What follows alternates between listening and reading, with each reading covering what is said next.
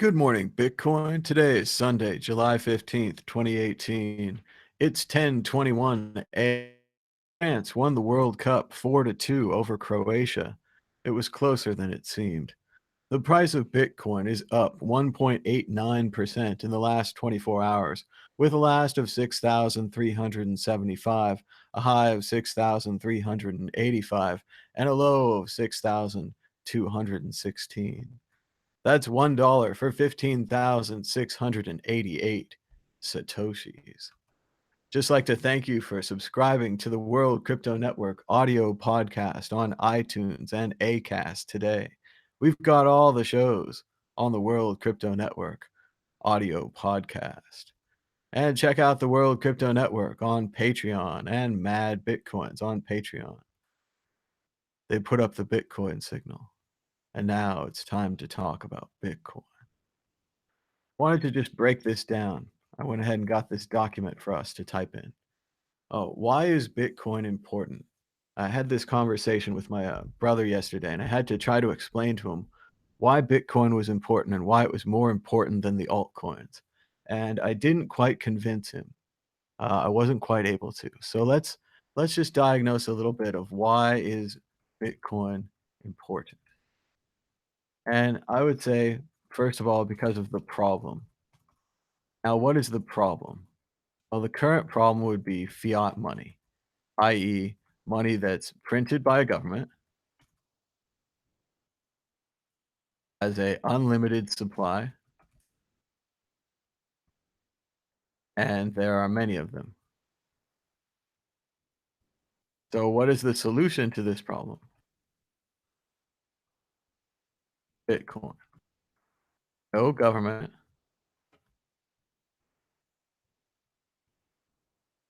limited supply. There is only one. So the first thing to see here is that when we talk about Bitcoin, we're not just talking about a faster payment system. It's not important that Bitcoin be better or faster than PayPal, Venmo, Visa, right? These systems work perfectly fine for being payment systems. Minus like now, what about being a cheap? Like we know that Western Union charges high fees.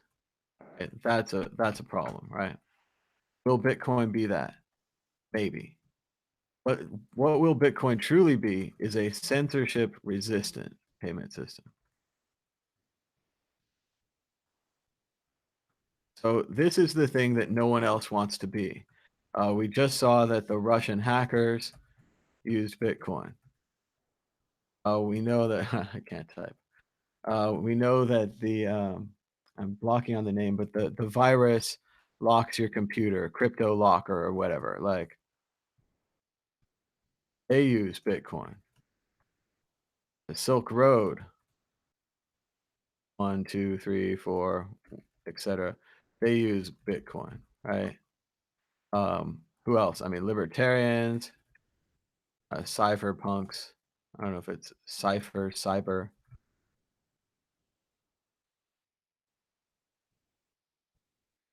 whatever. You get the idea. Cipher. Anyway, those people, right? These are the people that are using, and the people, right? Who eventually. So right now, there isn't another censorship-resistant payment system created by an anonymous person.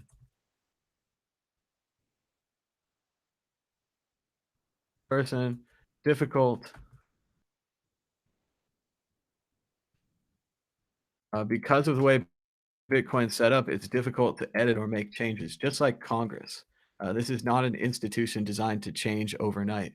This is an institution designed to stay scientific because that protects this censorship resistance. And again, not everyone's going to care about censorship resistance. This is never going to be a headline on a flyer. Censorship resistant payment system. People just won't get it. But eventually, they will need this. That's why Bitcoin will continue to have value. Altcoins will go up and down. They'll be exciting and they'll be interesting. But the problem with the altcoins is always going to be that they never come close to solving the actual problem, like the big problem in the world, fiat money, that it's printed by a government, that there's an unlimited supply. Oops. That there are too many of them, like kind of like a Tower of Babel situation. We could be more successful and more united as a I don't know what you want to say, a species or a human beings, people on the entire planet. I think that we could be more united if there were less currencies, and that's again Bitcoin. Going back to again, like why is Bitcoin like why is there only one? Like is it software, right? It can be updated and changed. Like the form of Bitcoin is not going to stay the same. Adaptable, open source. This is a big deal. Not enough people talking about this. Like, it's one thing to have an altcoin and to copy Bitcoin and to be Litecoin or whatever, or to be some other kind of altcoin and to have your own goals. And, you're going to take down smart contracts or, things that people don't use. You're going to create a new demand for that. People already have a demand for the problem that Bitcoin solves. People are already hurt every day by things like, let's see, inflation is, endless money printing, devaluation of the currency. We've seen this in countries like is it Venezuela? Oh, I never spelled that right. We saw a similar situation as seizure, right? Seizure is a big problem with fiat money. Government, bank, FBI just seize your account. Again, these are not features that anybody's going to want. Nobody's going to build you this product, right? Bitcoin is the unbuildable product because of all these things. It's never going to be popular, right? It's going to be necessary, right?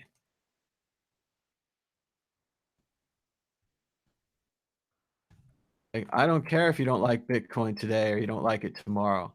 I mean, it's going to be necessary. At some point, it won't matter to you how fast or how cheap it is.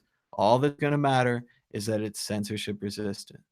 And again, it's the kind of thing that you don't have a problem with right now, but you'll have a problem with someday, later. Like this is going to come up. Like eventually, you're going to need this. And fortunately, it's there for you whether you care for it or not. Like this is created by an anonymous person. It's difficult to edit or make changes, and it's just going to keep coming back. So yes, this is why Bitcoin's important. This is also conversely, let's see,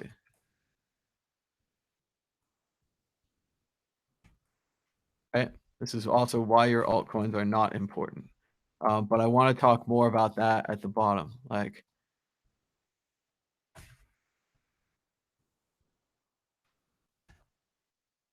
just because your altcoins are not important does not mean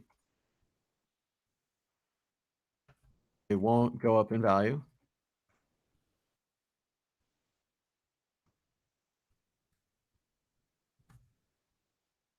They don't solve or create new needs, don't solve other problems, things like this, right? So we don't have to crush your altcoin.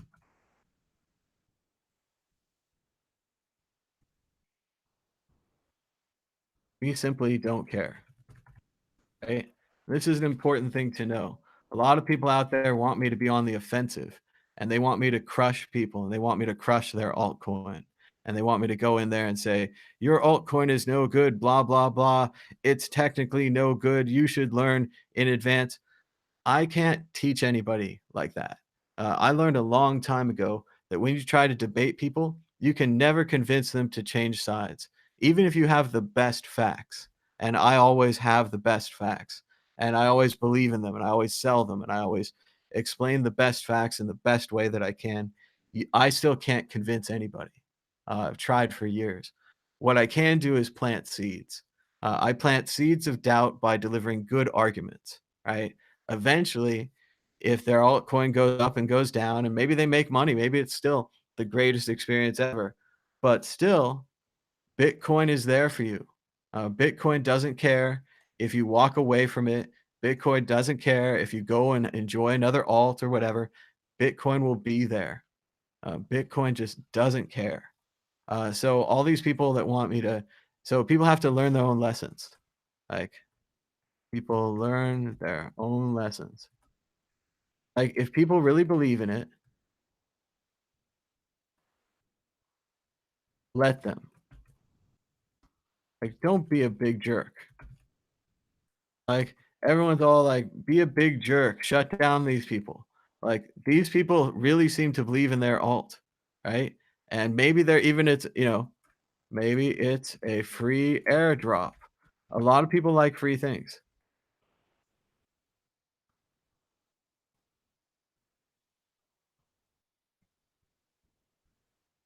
There's also, there's also no such thing as a free lunch, but we have to take both sides of that. So, yes, if Andy wants to promote a free airdrop because he thinks that Bitcoin Rhodium is a good thing, let him learn his own lesson. Like, what am I going to gain by being a big jerk to Andy, right? And then all these other people who are a big jerk to me because I'm not a big jerk to Andy. Again, I'm going to let people do what they want to do, say what they want to say, and they're going to learn their own lesson. And in the end, let's see. Okay, Bitcoin is like Rome. It doesn't care. Like it's like the Bible. Well, I mean that's a bad example, but it's like get what I'm saying.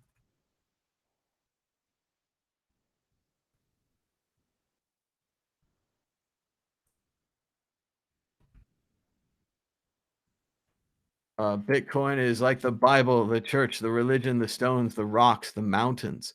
It will always be there. I think in the Bible they said something about building the church on a rock and that it would have a solid foundation. So it was a very religious idea to build your church on a rock. And I'm not even saying this is a church. I don't want to use religious imagery or language, but it's a big part of human culture. And it comes up all the time if you ever try to talk about anything. So, but as I was saying here, this is why Bitcoin maximalism, this is why Bitcoin's important. This is why your altcoins are not important. I enjoy your altcoins. I think you have some cool projects. I'm not opposed to people investing in them. I've been telling people lately to do the mutual fund strategy, put $1,000 in the top 10, put 100 in each one of them, see how it goes. I have no idea on these crazy things. This is why I believe in Bitcoin. This is why I think it's important. But now I want to hear from you. This is Bitcoin Talk Show. I want to open up the phone call lines. I'm going to check out the chat. I'm not sure if anyone's been chatting. Probably got some negative things. Let's go back. Let's see what's going on here. So Tim didn't want any maximalism talk. Unfortunately, I had this planned and I felt I had to talk this out. So there it is. He's watching from Portugal. They say they're busting out. Must be the price of Bitcoin.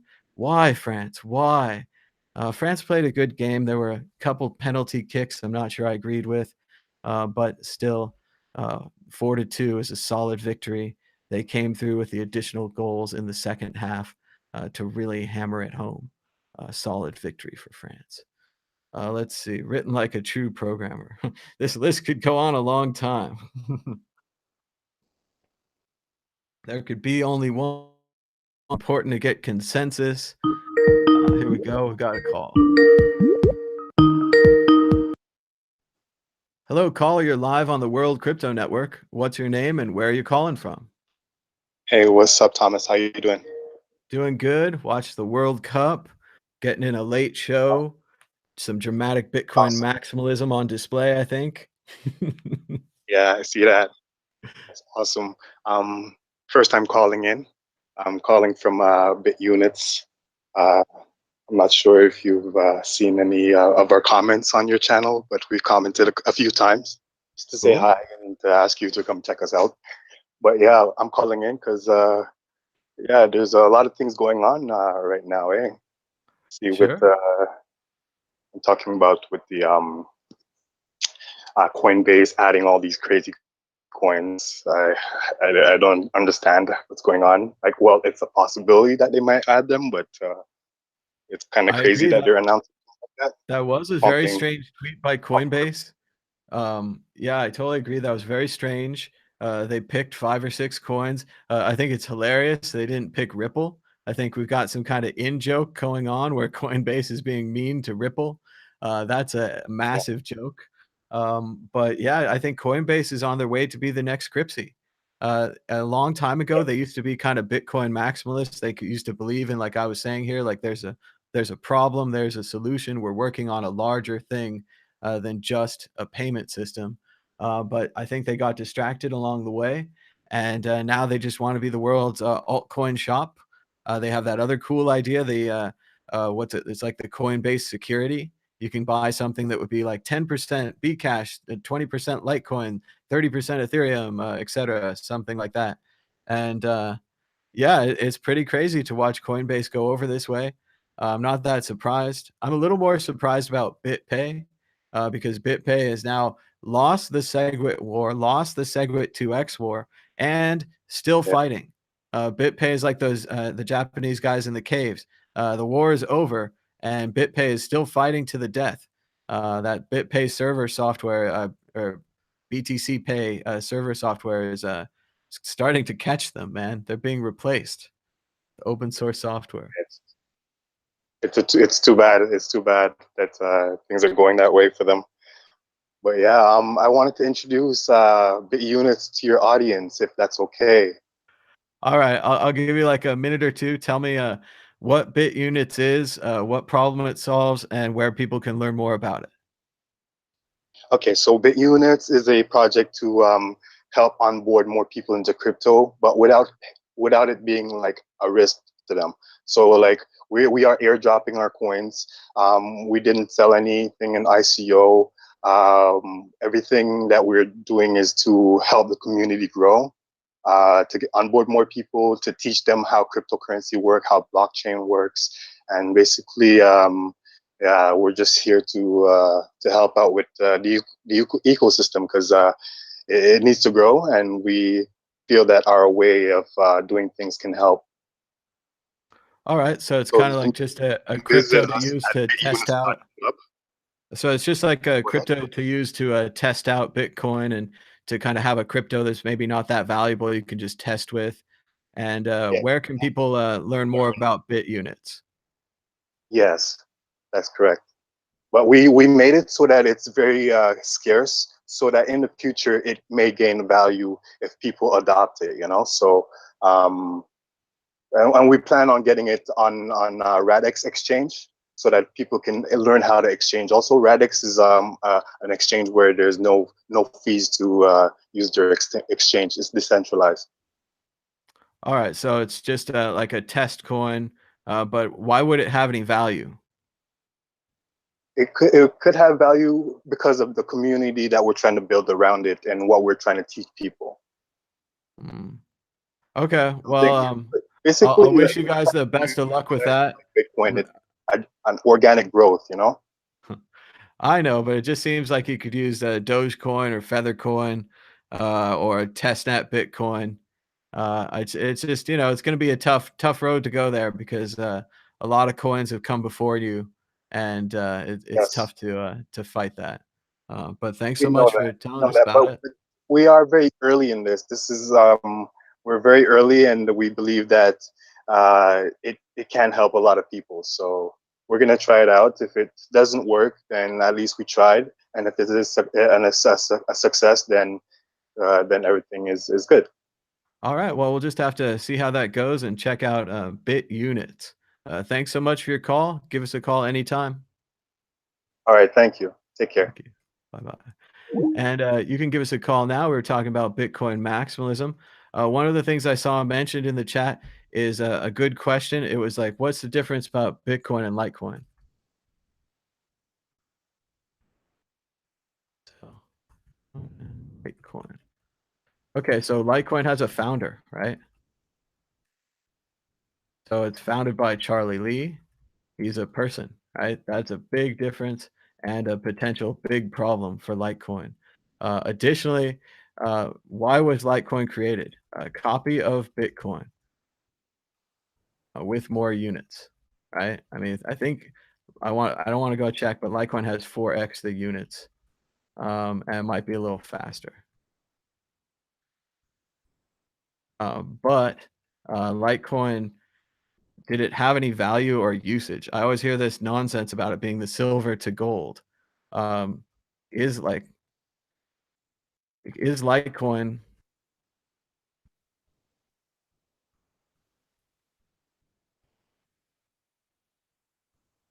censorship resistance? Is Litecoin going to have censorship resistance? As a founder, they're merging with a bank. So this seems to say no to me. At one point, Litecoin was useful.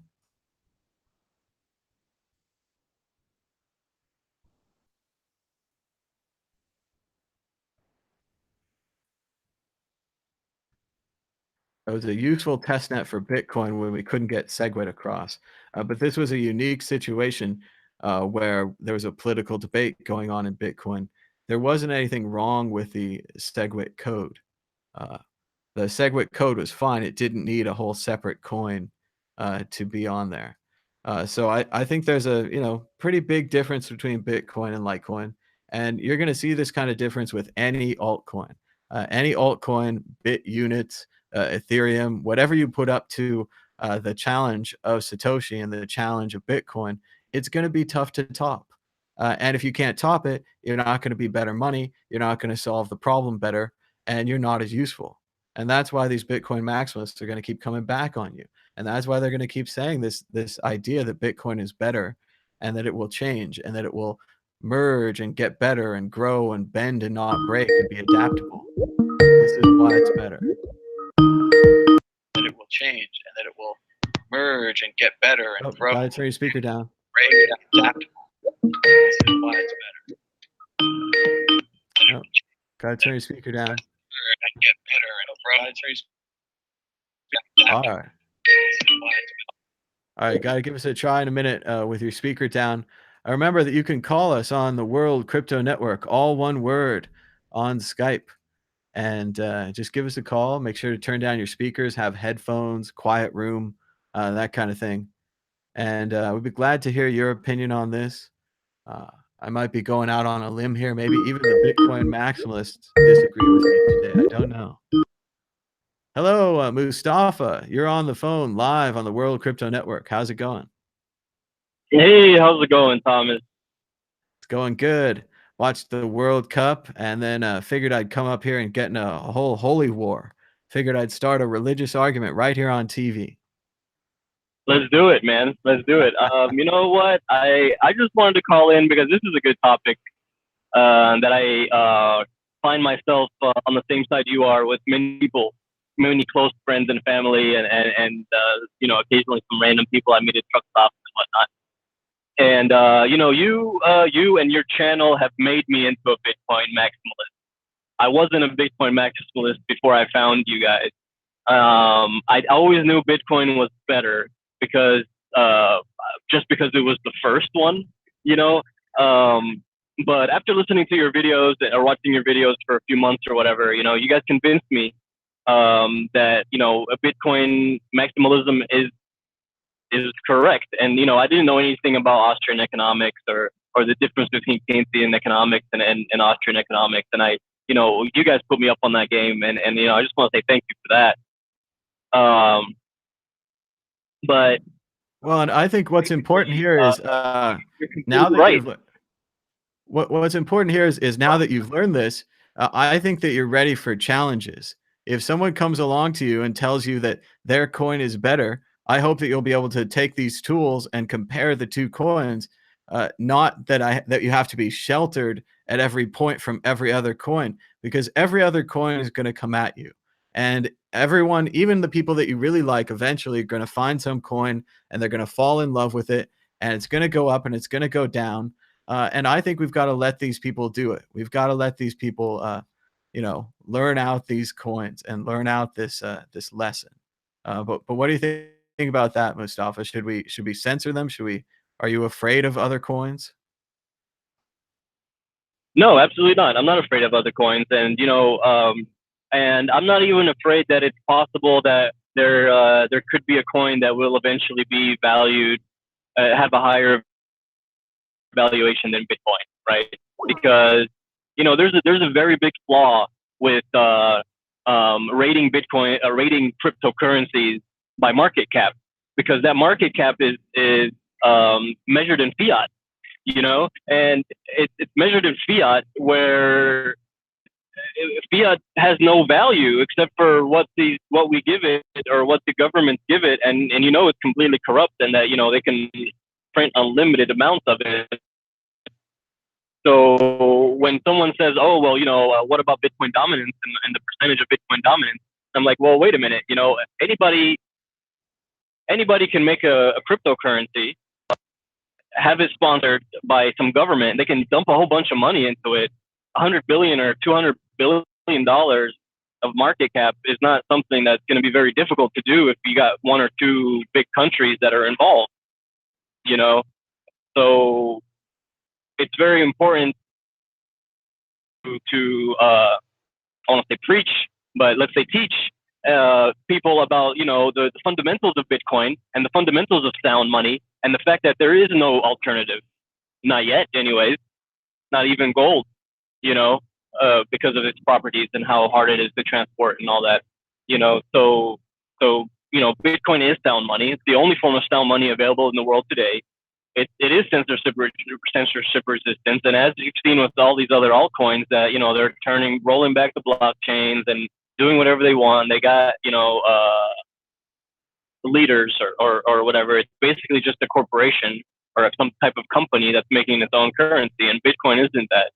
And if anybody says, "Oh, well, well, my altcoin does this and Bitcoin doesn't," then I'm going to say, well, if you're a developer and you made this altcoin and you made it do something that Bitcoin doesn't, well, you're just trying to get rich.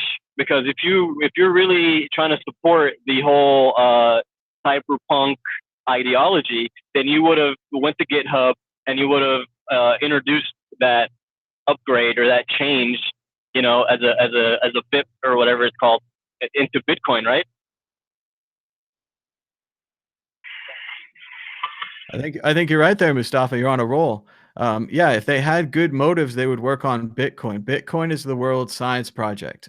We want the elites, right? The best scientists in the world competing on this project. And if you see this project and you say, okay, well, I can't compete, I'm going to go create my own. You're not really helping the world. You're not really helping the project, right? You're helping yourself in some way.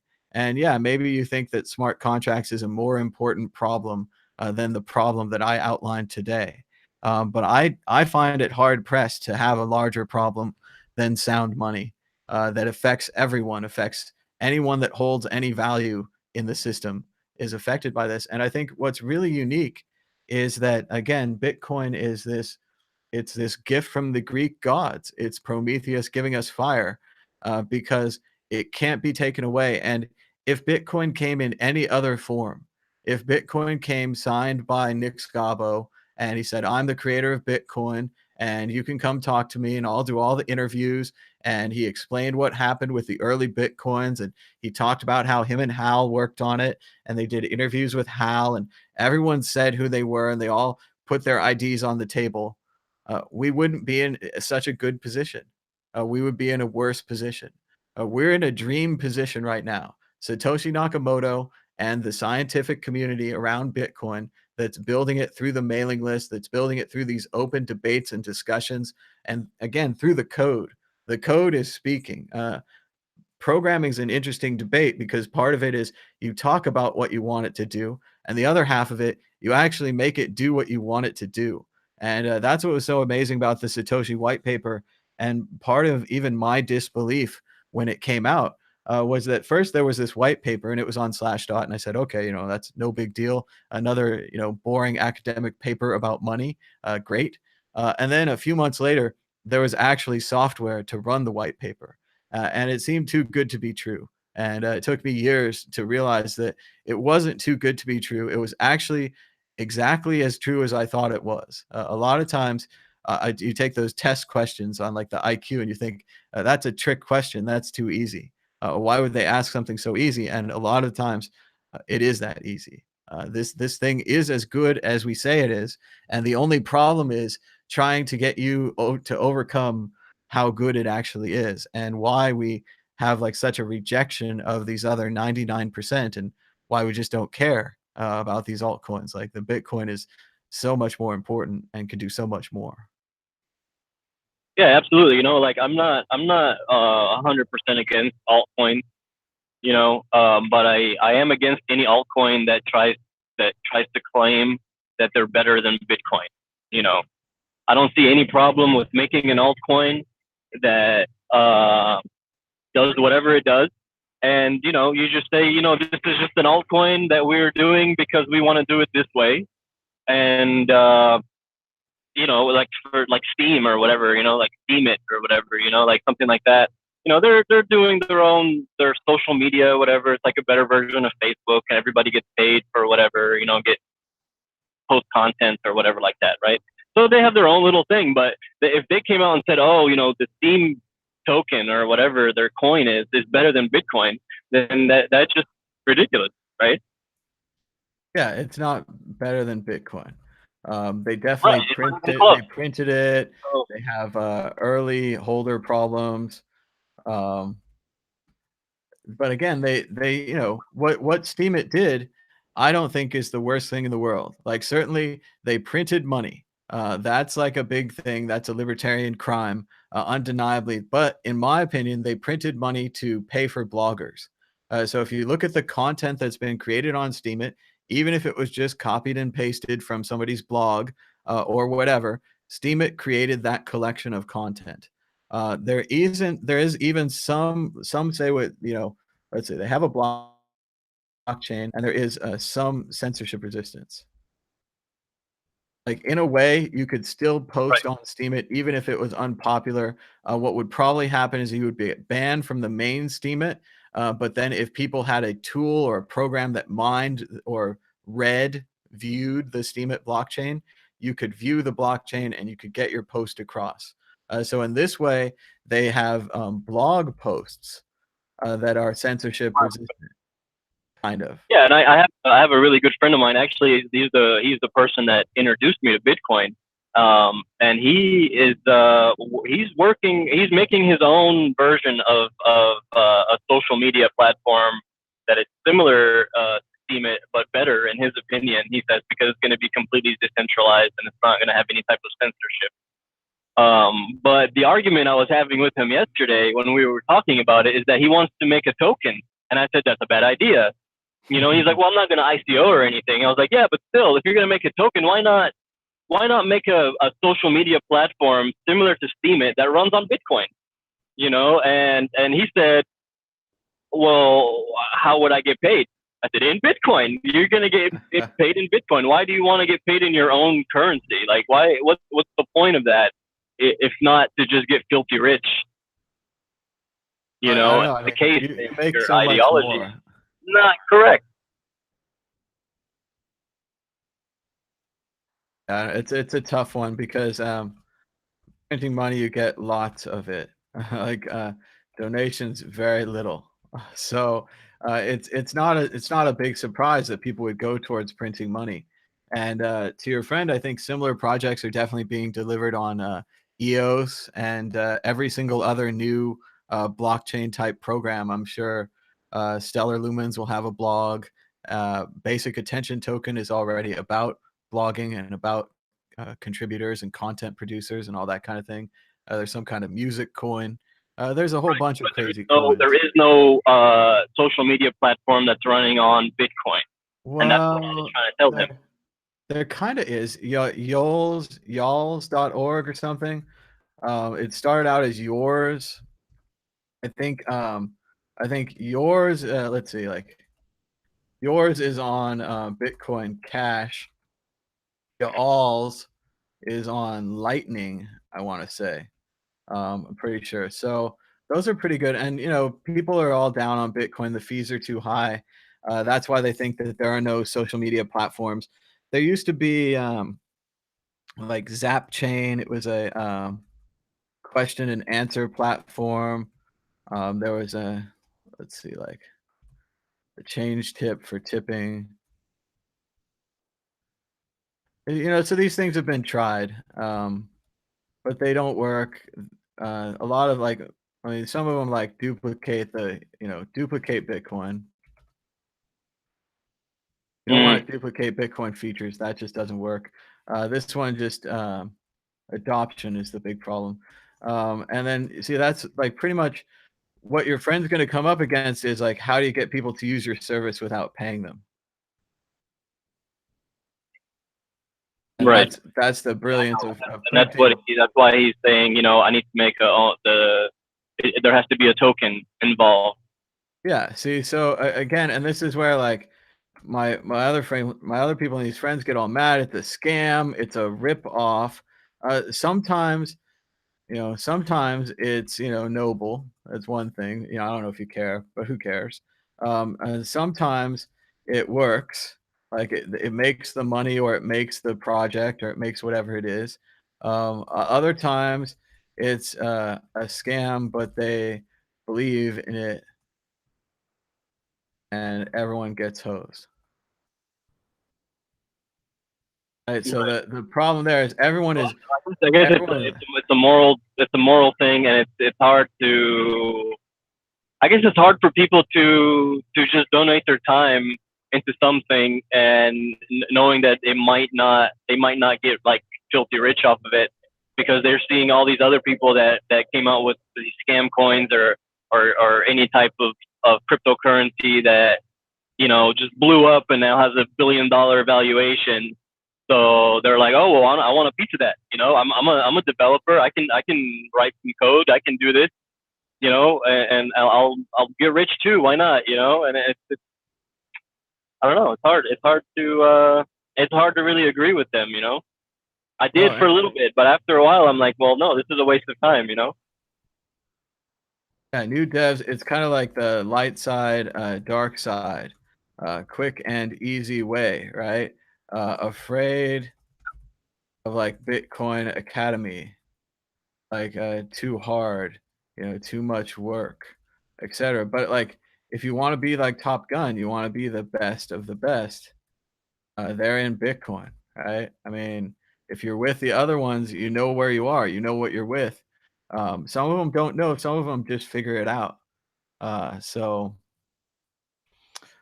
but I was also going to talk about scam busters and how, yeah, sometimes it's a ripoff, sometimes it's noble, sometimes it works, like it makes the thing. Other times it's a scam and they believe in it and everyone gets hosed. So there's a bunch of people out there that are scam busters, and some of their motives are noble. They're trying to save people. Sometimes they're upset because the scammers are getting rich. This actually offends them. It's not so much that you're losing your money, it's that you're losing your money to that con man. And that offends me because I know that con man and he's not even a very good con man, but you guys gave him $5 million for nothing. All this kind of thing keeps happening. And then there's also people who have noble goals but want to be famous for it. They want to be heroes. They want to be famous because they saved so many people. And all of these motives are in play, and some of them are good, some of them are bad. And this is why people are reacting so badly to your altcoin. Also, like they've been like this is a big one themselves. They've been scammed. They've been exit scammed, and there's no way to get that money back. You can't get it back, but Right. maybe you could save, you know, 10 or 20 people, and that would make up for your being scammed. So I think there's a lot of reasons why people do these things, and people need to try to understand this. That you know, when they're being part of this, if you're the one on Twitter tweeting about some altcoin, or if you're the one on Twitter getting yelled at and screamed at for tweeting about some altcoin, or if you're the one on Twitter has nothing to do with this and is getting yelled at and tweeted at for some altcoin. So Right. I mean, I don't know. I mean, coming back to the whole Bitcoin maximalism thing, I would, a good argument to present someone with would be to study economics, and realize that an altcoin and fiat, like altcoins and fiat currencies are not much different, but there is a big difference between Bitcoin and fiat currencies. And if you can convince, not maybe not, but just tell them to go research that themselves, then they might come back convinced, because that's what did it for me. When I started to study economics, and when I first heard about Bitcoin from my friend I was just talking about, during the same conversation, he told me about Bitcoin and he told me about Darkcoin, which is Dash nowadays, and because he was mining it at the time, and he was like, oh, it's a better version of Bitcoin. It's a more anonymous version of Bitcoin. And I was like, oh wow, so this amazing thing that you're telling me about, there's already a better version of it? And he's like, well, yeah, kind of, and so from the beginning of my introduction to Bitcoin and cryptocurrency, I was already kind of misled in a way, because I was already like, oh, okay, so this thing was created and they're already creating something better, so I'm gonna wait for the next one that comes out because it's gonna be better than both of them, And I was always, I went directly onto BitcoinTalk.org, and I would go into the altcoin discussion and see all the new announcements of the new altcoins, trying to find out which the next big thing or the best coin that's coming out is going to be, Mm-hmm. And that, I feel like that kind of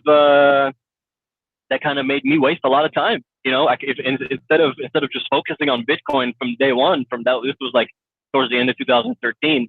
I spent a lot of time focusing on altcoins and trying to figure out which altcoin was going to be the best one to get into and start mining. Like I was mining all these like non-coins they're not even around now. And I wasted a lot of my energy, a lot of my time and energy, trying to be involved with things that turned out to be worthless, when in fact I could have just focused on Bitcoin.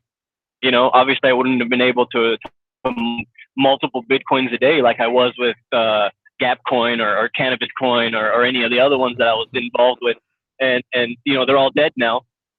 But I was making like 10 and 20 of them a day using my graphics card, and I felt good about that. I was like, oh, I'm an early adopter.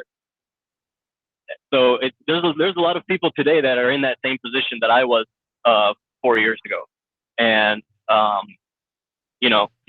being a Bitcoin maximalist or promoting maximalism is hopefully going to help people realize that faster than I did. So that's really all I have to say. That's great, and thanks so much for your call, Mustafa. It's good, and people need to learn that lesson for themselves. I can tell them about this, and you can tell them about this, but they're still going to want to come back and mine those altcoins or hold those altcoins.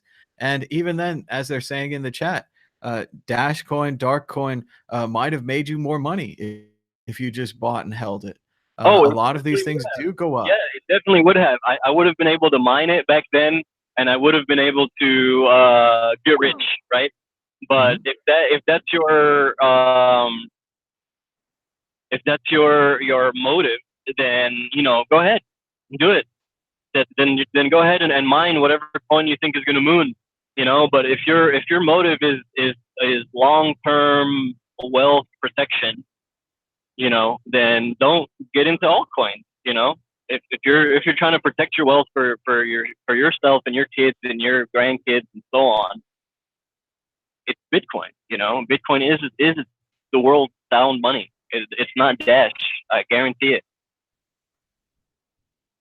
I agree with that. I think it's a much bigger project. It's much bigger than just making money. And a lot of people are like, what are you talking about? I just want to make money. And you'll probably do that. But when you get there, you'll be totally empty and you won't really have any value. And if you do have any value, you'll probably hold it in Bitcoin because that's going to be the only true value in the world. Bitcoin, experience, and, health and welfare and food, things like that. Just the basic things you need. That's where we're going. And everybody's going to realize, but it's going to take longer for some people. Right. Yeah, well, thanks so much for taking my call. I'm gonna get off. Like, I think there's a couple other people trying to get in. So, thank you. Talk to Thanks you so later. much. Call anytime. And do have the call lines are blowing up. So here you are, caller. You're live on the World Crypto Network. What's your name and where are you calling from? Oh, hey there. Thomas, can you hear me? Yep, I can hear you. Oh, hey, Thomas. Okay, so this is Crip Loco. I'm coming all the way from TJ. We've met before at a couple of the San Francisco meetups.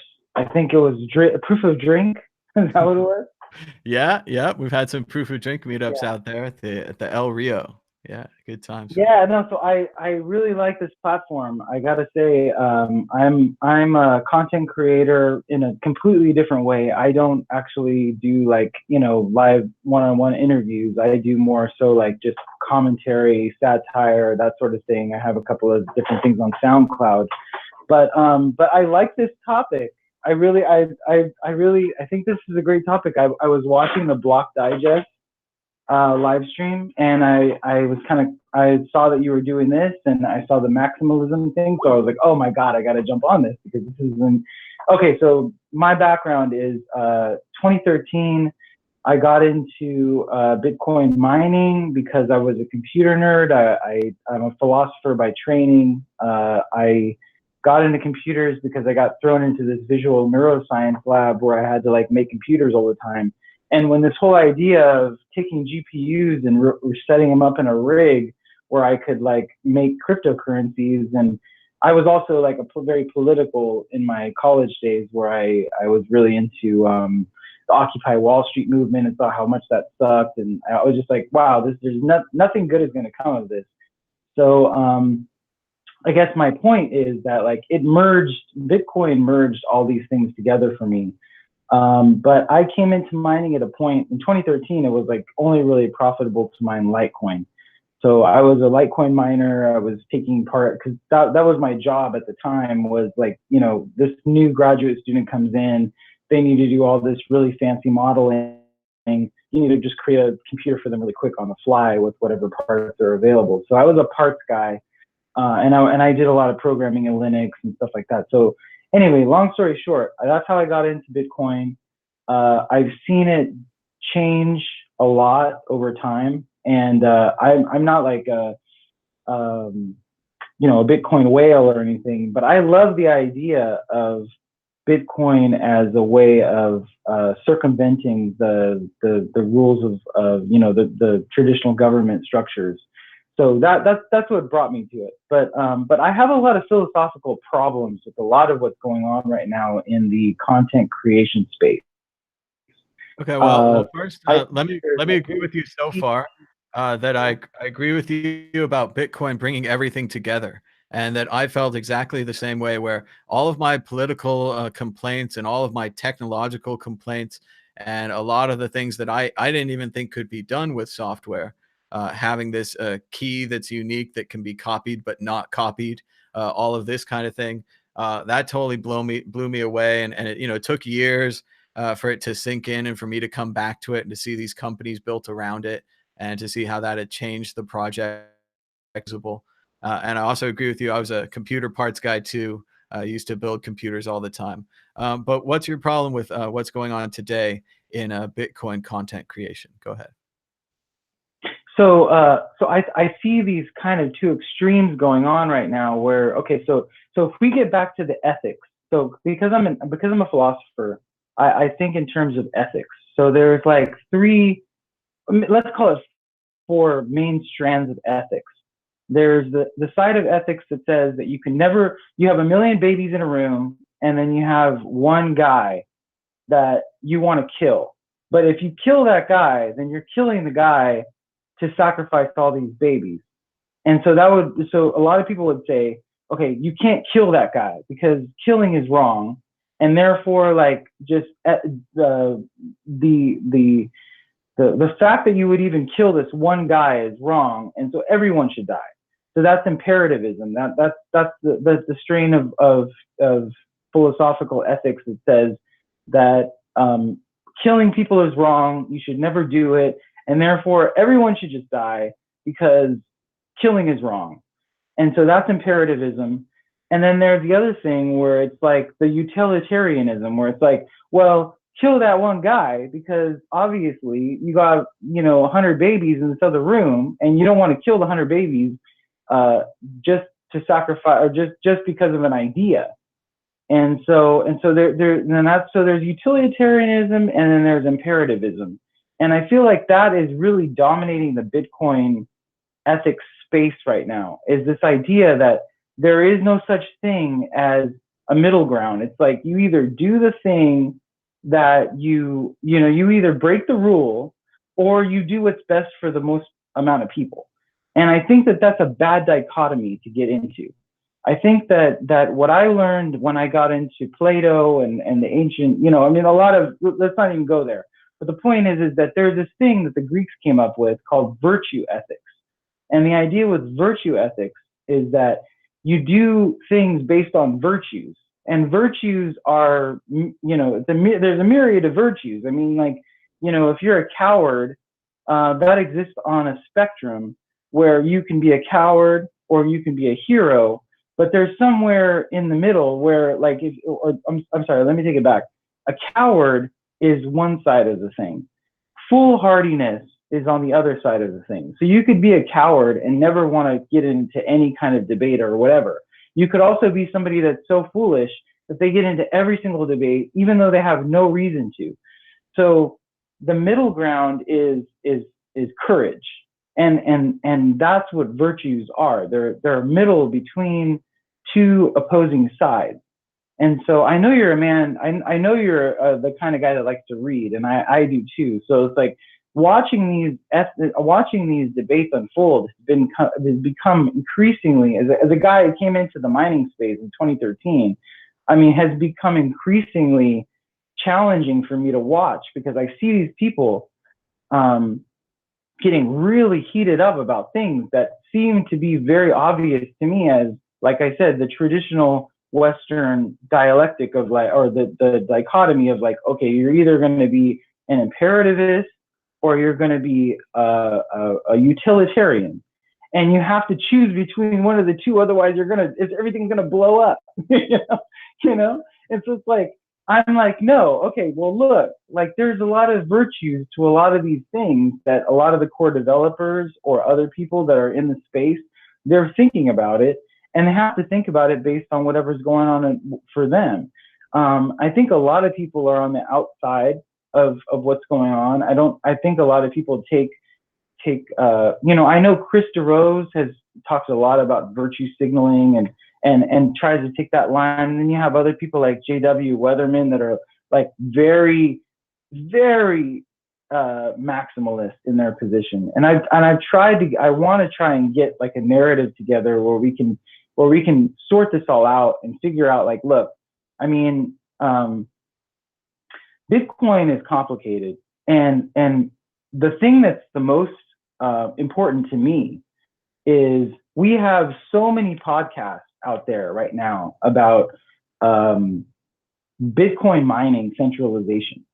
But what I continue to try and ask the question about, and I think Jackson Palmer has actually come out about this, and I would love to get him roped into the situation at some point. And I'm trying to get him, I was going to ask him to come on to some kind of a more regular interview situation where we could talk about Bitcoin ownership.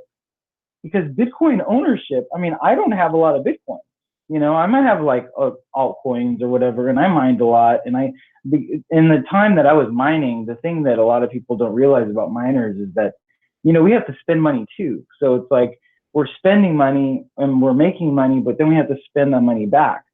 So my question is, according to Jackson Palmer, and this is something that I think we should all think about as a community, is, according to him, a very small number of wallets own the majority of Bitcoin. So here we are talking about decentralization and all this stuff, and maybe Bitcoin is the best specimen to really look into in terms of what's going to happen with Bitcoin, what's going to happen with cryptocurrencies. But if the majority of Bitcoin is or could be owned by, non-decentralized, so to speak, forces, then what's the point? I mean, it's just a prototype. It's just as much of an altcoin as anything else, because if it turns out that China owns the majority of Bitcoin, then what difference does it make? Why are we not just floating Bitcoin? And we're using this as an opportunity to gain traction. So when it comes to Bitcoin maximalism, I think it's a lot more nuanced, in other words, than I think what people try to make it seem like. It's not like a Bitcoin versus altcoin situation. There's a lot of altcoins out there that are providing a lot of really good research that could go into Bitcoin eventually, or some kind of a Bitcoin clone. And I, as someone who's been here for 5 years, see that this whole dichotomy of it having to be a Bitcoin maximalism thing, it's kind of silly, you know what I mean? And I feel like, I'm sure that I feel like you'd be receptive to that. I don't know what your thoughts are on that. Yeah. Well, I totally hear what you're saying. You're echoing back. I'm going to mute you just for a second, and then I'll bring you back on. But yeah, I hear what you're saying, and fortunately, I took notes. So let's go back through it. I agree with you. Bitcoin maximalism should be more nuanced than Bitcoin versus altcoins. One of the things I'm trying to talk about here is the reason it has value, not just because the energy was mined, not just because there's 21 million and because there's rules, but because it is censorship resistance and what this does for money. This gives us a backbone of money where we can always send value. And all of these other things, smart contracts, etc., might be built on top of this backbone. But without this backbone, it would all fall apart. So some of the things that you said, it wasn't quite mining that was centralization. I would say it's ownership of Bitcoin centralization problem. And I would agree with you that, meet the new boss, same as the old boss. If we have a certain group of Bitcoin billionaires or even trillionaires in the future running around, that's going to be the way things are. So this is something more that I see that we have to deal with and adapt rather than something we can change. You said that Bitcoin was just a prototype, and maybe this is true. Maybe the next Bitcoin has no ownership centralization problem because we can't take this Bitcoin from them just because they got to it early, right? We can be envious and we can be all upset about it or whatever, but they got to it early for whatever reason. The rest of us got to it later. I don't think we're going to be able to change that. Or is Bitcoin a prototype, something to just abandon like a ship? Or is it our best chance? The fasces is where you take many arrows and you bind them together. And it's impossible to break many arrows, but it's easy to break a single arrow. And that's what I think more about Bitcoin, that it's a protocol and that it's a bend and it'll break and it'll get better. And some of the things other people were talking about, like having your Bitcoin tracked, that's very much a 1.0 Bitcoin thing. Sure, everything's tracked right now because think about how impossible it would be to build like Bitcoin 2.0 on the first try. It's going to be easier from a systems perspective to get 1.0 running really good than to add in anonymity or some kind of other thing as another layer. But I wanted you to go back through the ethics and tell us again about, just work us through like a content creator and how this might apply to them. And also just go ahead and respond to what I said. I'm going to go ahead. Unmuted. Go ahead. Okay. Oh, I could hear you for a second. On a phone. Oh, now we're on hold. All right. I think we got you now. Go ahead.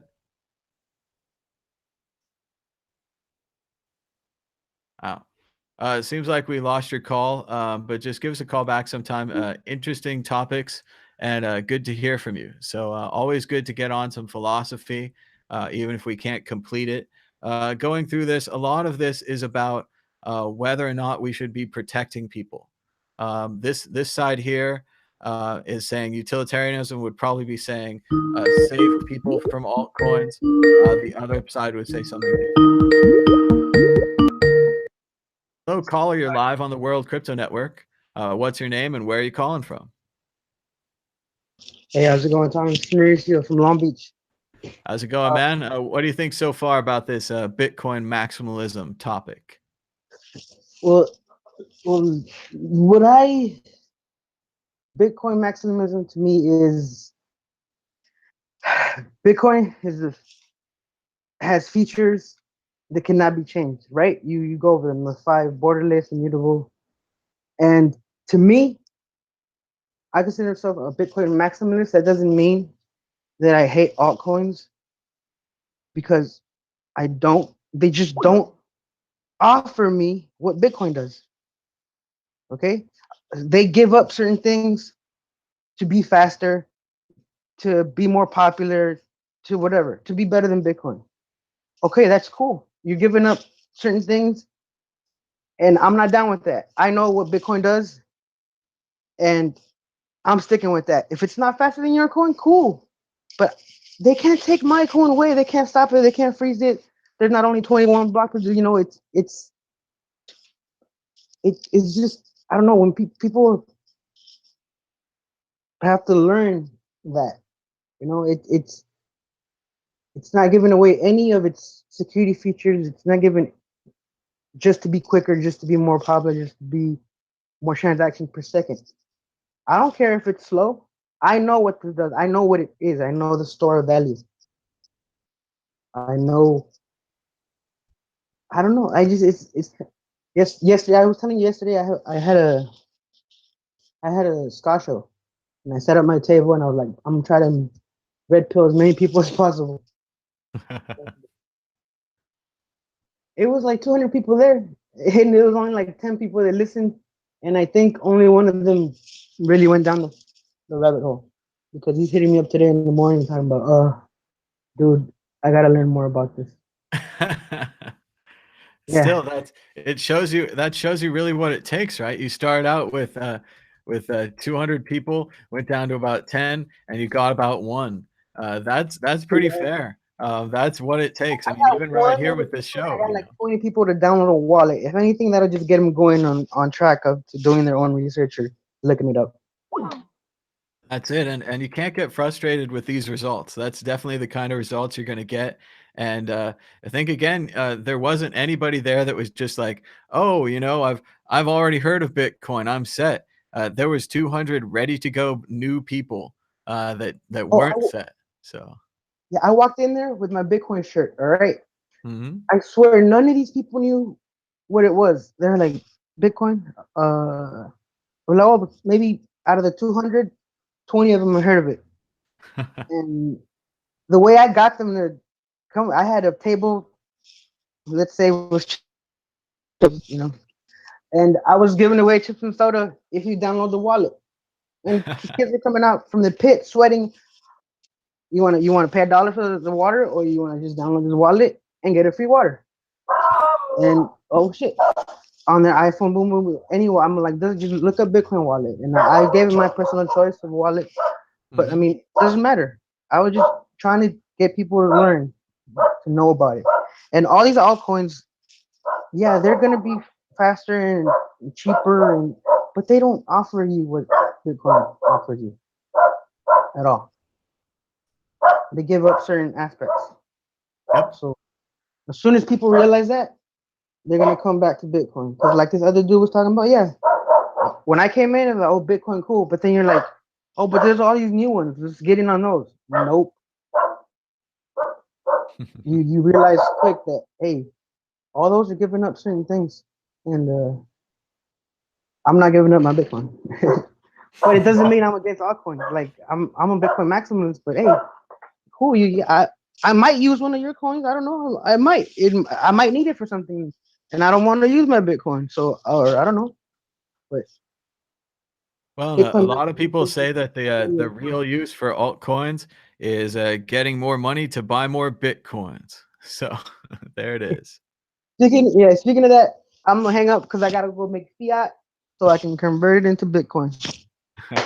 All right. Thanks so much for your call, and good job at your ska show. I'm glad you were able to spread the word to at least one new Bitcoiner. It worked out. Yeah, you saw me. I think I tagged you on a Twitter. We had a like hour drive in the car, and I kind of locked them in there and put some Bitcoin videos, and they were like, no, like my homies that are like, stop talking about Bitcoin. It's exciting stuff, man. We just got to spread the word. We got to convince our friends first. All right, for sure. Thanks so much. I'll talk to you again soon. All right. Bring it off the hook. Hello, caller. You're live on the World Crypto Network. What's your name and where are you calling from? Hey, Thomas, Jeff from Ohio again. Hey, Jeff, how's it going? It's going well, thank you. I love the show because I don't think we need to be apologists for being Bitcoin maximalists. I think as soon as somebody can show me anything that is close to Bitcoin in terms of, you show me a coin that doesn't have a leader, and then I'll start considering your coin along with Bitcoin in terms of maybe long-term holding. I agree with that. And I think a lot of people do they come out against maximalists, and there's this new theory now that all the maximalists are rich and they all hold a bunch of Bitcoin, and they're all conspiratorially saying that Bitcoin's better so that their holdings go up. But the real maximalists, the ones from the previous generation, they don't say hardly anything now. Roger Ver or Trace Mayer or any of these people, they're doing very well on Bitcoin, and I don't think they have a reason to doubt their maximalism anymore. I mean, I guess Roger's gone over to his new coin and everything, but wealth-wise, Bitcoin took care of him. I do think I've got an easy answer for that. I mean, for number one, you got to be patient. If these non-maximalists want to get rich, just buy some Bitcoin and hold it. It's really going to be as simple as that. And I think we do have to push back. We have to push back because, I think I've talked to you before about how I don't evangelize, but when somebody's interested, I want to talk to them about it, and I try to show them as much as I can. And a lot of times after some people have thought about it, they come back and they say, yeah, but, here's this coin here that's going to produce, has 90 million coins. This coin here has this many coins. Well, why is this different? And so until we push back and they understand the soundness of not being and the immutability of the code and needing a consensus that incentivizes the users in a positive way. You're not going to get consensus any other way to change the coin. And which is not the case for the altcoins. I mean, Roger, how many hard forks has Bcash done the past 6 months? I think 4. My last count. Yeah, and you can't have that happen in Bitcoin, and it shouldn't happen in Bitcoin. So it's just I think we don't have to apologize, but we do have to push back. We do have to let people understand what the difference is, and just be patient. I mean, we got so many good things happening. So many good. I can't recall whose tweet it was, but I was reading the Twitter the other night, and just somebody laid out probably 10 different things that are coming along, including hardware wallets, including the Schnorr signatures, including the block size increases. You had a Rocky on yesterday talking about we have had block size increases. We're just not advertised as such. So we just have to fight. I don't want to say fight back because it really shouldn't be contentious. I'm not fighting with anybody. If they want to listen to facts, I'll give them facts. If they want to argue, they can go somewhere else. They have their little, they can pout and stomp their feet. They're not getting what they want. Well, Bitcoin doesn't owe them. Bitcoin doesn't owe anybody anything. It's just going to keep chugging along with the best developers in an open source environment, and it's just not going to stop. So I have no problem storing dollar cost averaging in right now. I think a lot of people think I'm crazy. But I feel, okay, if it drops to 3,000, I know whatever I'm putting in now is going to be of more value and a better return than most other things I can invest in. And so I'm just going to continue to do it. And I think it's going to, in the long run, it's going to pay off. Well, I agree with you. I think that's a good idea. It's good to go. And yeah, I think Bitcoin's just going to be there. These other things are going to come and go, but Bitcoin is the one that everyone's working on. It's the backbone of this science project, and it's a new branch of science, a new branch of history, a new branch of economics, and it's pure at its core in a way that the other ones can never be. And I'm sorry for them. I'm sorry that it's so hard for them to compete with Bitcoin, and that it really is practically impossible. Satoshi set a very high bar. Like no one else has ever disappeared and left a $1 billion fortune on the table before. If you've got a founder that can do that, we're probably ready to follow. But it's going to be hard to do. It's an incredible magic trick. I'm not even sure it could be done twice. No, you're right, and therein lies the network effect. Building this thing out, and not in secrecy, but in a very quiet fashion over 5 years until it eclipses the $1,000 level. Then you got some people's attention, and then 2017 happens, and and you look at the fact that these people, they continue to call it a bubble. One thing I know about bubbles is generally when they burst, they don't come back. Bitcoin is so resilient, it keeps coming back and will keep coming back. And all you have to do is look at they've got a term for the chart, logarithmic chart, where you have a better vision and idea of how the price is moving. And you can just see this Bitcoin's not doing anything different than it did the first 6 years, 7 years of its existence. It's doing the same thing. It sets higher highs and higher lows, and maybe we're at the higher low right now. Maybe $6,000 is a higher low, and our next higher high is 60,000. I don't know. Nobody can actually predict that, but I've got some pretty decent empirical evidence on my side when I look at these charts to say, yeah, I think this is it. And yeah, as far as the maximalism, I really think somebody proved to me why I shouldn't be a maximalist. That's sort of where I'm coming from. All this other stuff is speculation. And I look back and I have speculated, and I knew I was speculating, and I was speculating to try to acquire more Bitcoin. Generally, it didn't work out the way I wanted to. But I knew the risk I was taking. But I really feel right now with the dollar cost average program that I use for Bitcoin that I really don't, if it goes down more, well, good. It's an opportunity to buy more. And it did take, I had the good fortune of my first experience with Bitcoin was Andreas. I think it was on a show called London Real. And then right after that, I said, I've got to learn about this.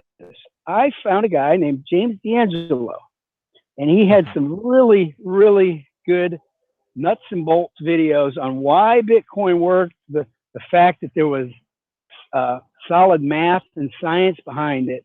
And that blew me away. Andreas sort of set the stage, and then D'Angelo, with his background, the nuts and bolts and the whiteboard, I couldn't have been more sound and secure with my thinking after, guys.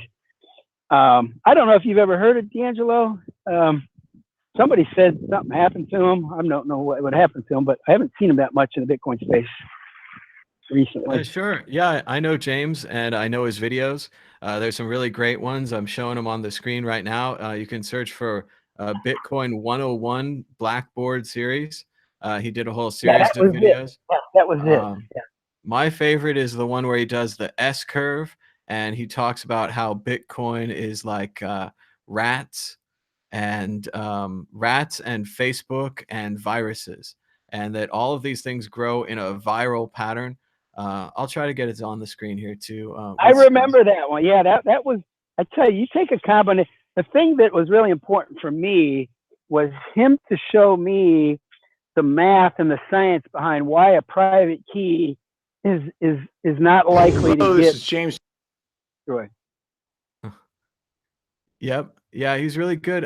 What James actually got into is he started a new thing called the Congressional Research Institute. And what he focused on there is this idea in the 1970s, Richard Nixon got rid of the private meetings of Congress. Congress used to meet privately, and then they would vote in private. And without these private votes, people thought that it would be better, that sunshine would cure all things, that now we would know everything. But what actually happened is that now the lobbyists could keep perfect score. So if you were a lobbyist before, you didn't know if your lobbying was successful, and you'd have to pay the people even if they didn't do what you said.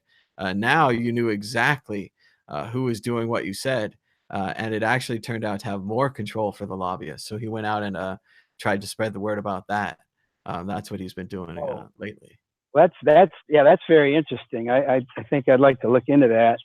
I happened to watch a program just yesterday on Nixon and Watergate and the history of Nixon and when he grew up. I think he started out as a very well-meaning, very, I mean, his upbringing was really impeccable. And along the way, he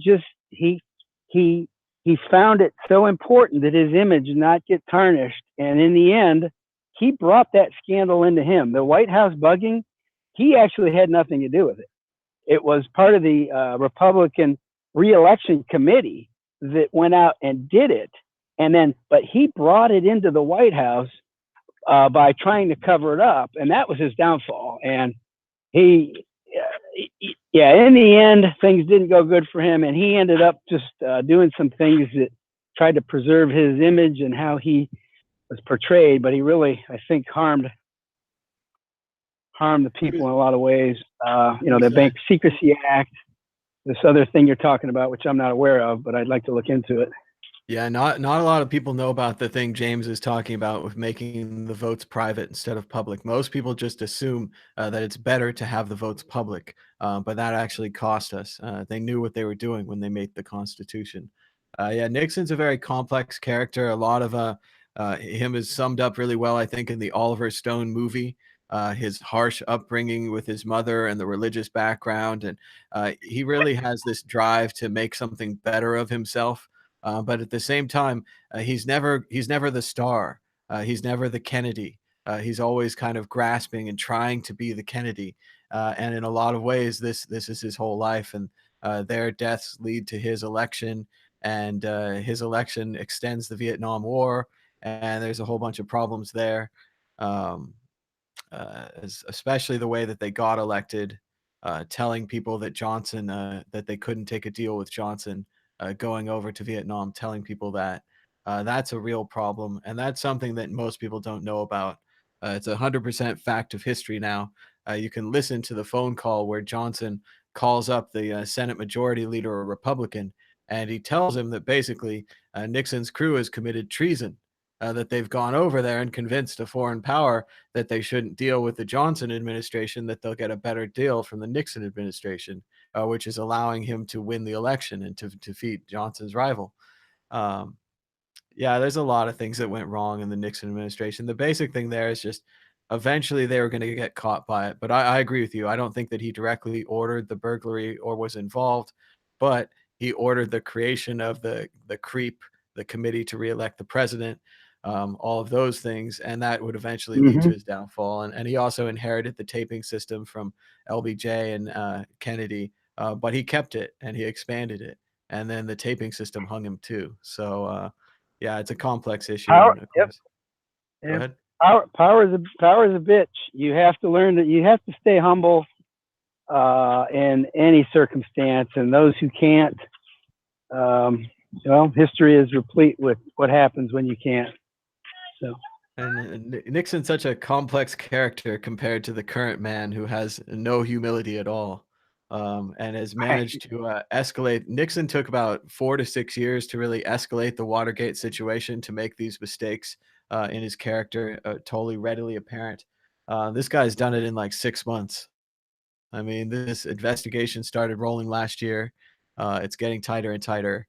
And yes, he has no humility at all. So it'll be very interesting to see if Oliver Stone lasts long enough to make a Trump movie, like he made that W movie, and then of course the Nixon and JFK movies. So yeah, I've had sort of the fortune of figuring out for myself that I'm not cut out for listening to politics. I spent decades watching sports and politics, and I've got zero to show for it.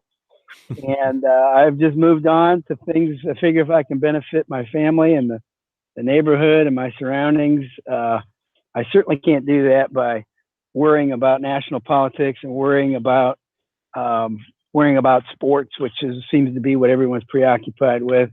I just think I've made my life a lot better now. It's not an elitist position, but that's how I view things. Some people might think that, but I think that's a pretty good happy idea and a good focusing way to on go. Bitcoin and my job, getting things done, and that's sometimes it's just how you got to take a step back in life. That's a good way to go. I think a lot of people are way too into sports and politics, and I certainly try to measure myself to that, but I still am definitely keeping a finger in both of them and enjoy checking them out now and again. But yeah, I think there's a lot more about focusing on your community and on your family, and Bitcoin can help you in that. Bitcoin's also like a political movement. It's something that we're working on, and it is. People think it's a little religion when we talk about it or whatever, but we are spreading the word. And it is something that can help you and your family, even if it's just holding value, not necessarily making a lot of value. But a lot of people are into that too. So. Well, hey, I hope to see you out there in Vegas. I hope you're out there in about 5 or 6 months, maybe in the wintertime. I'd like to get out there. I don't know if you've got meetups going on out there, but if I'm out there, I'll try to reach out to you. I'd love to meet you guys in person. Yeah, it sounds great. We definitely got meetups going, and we keep kicking around the idea of having an actual conference, just something for the community. Unfortunately, there is someone already stealing our name, so we're gonna have to have a slightly different name. But yeah, I do think there's a lot of great ideas here in Vegas, and a lot of things we can do with the meetup and with some of the locations around here. I've been talking to my brother about teaching people the basics of Bitcoin and showing them how to use wallets and doing little seminars. And I think Vegas is going to be really receptive to that. So that's definitely what we're working on in the next few months. Hey, I'd be glad to help you with that if I'm out there. And speaking of somebody stealing your name, we're used to, Bitcoiners. We're used to that, right? So we can separate the wheat from the chaff. We'll find you. You don't need to worry about that. I thought it was pretty interesting how Roger stole Andreas's book. Oh yeah, cracked me up so bad. I couldn't believe it.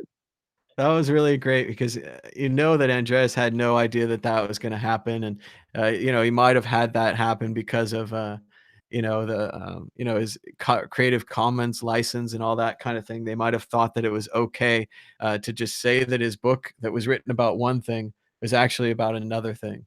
It's just such a bizarre idea. He doesn't see the moral depravity in that, which is not funny. It's embarrassing for him. The fact that he doesn't see that. I think I commented on Twitter that he's got a new book coming out, Human Action, with Mises wrote. I said, Roger's got a new book, Human Action, coming out. It was written in 1949. Oh no, he'd call it Human Action Cash. That makes it totally different. Human Action Cash. My version is totally different than your version. So yeah, it's pretty pathetic. So yeah. All right, buddy. Hey, I'm glad to hear you, and keep it up. Talk to you soon. Thanks so much for your call. Give us a call anytime. Okay. And you can call us now on Skype at World Crypto Network, all one word.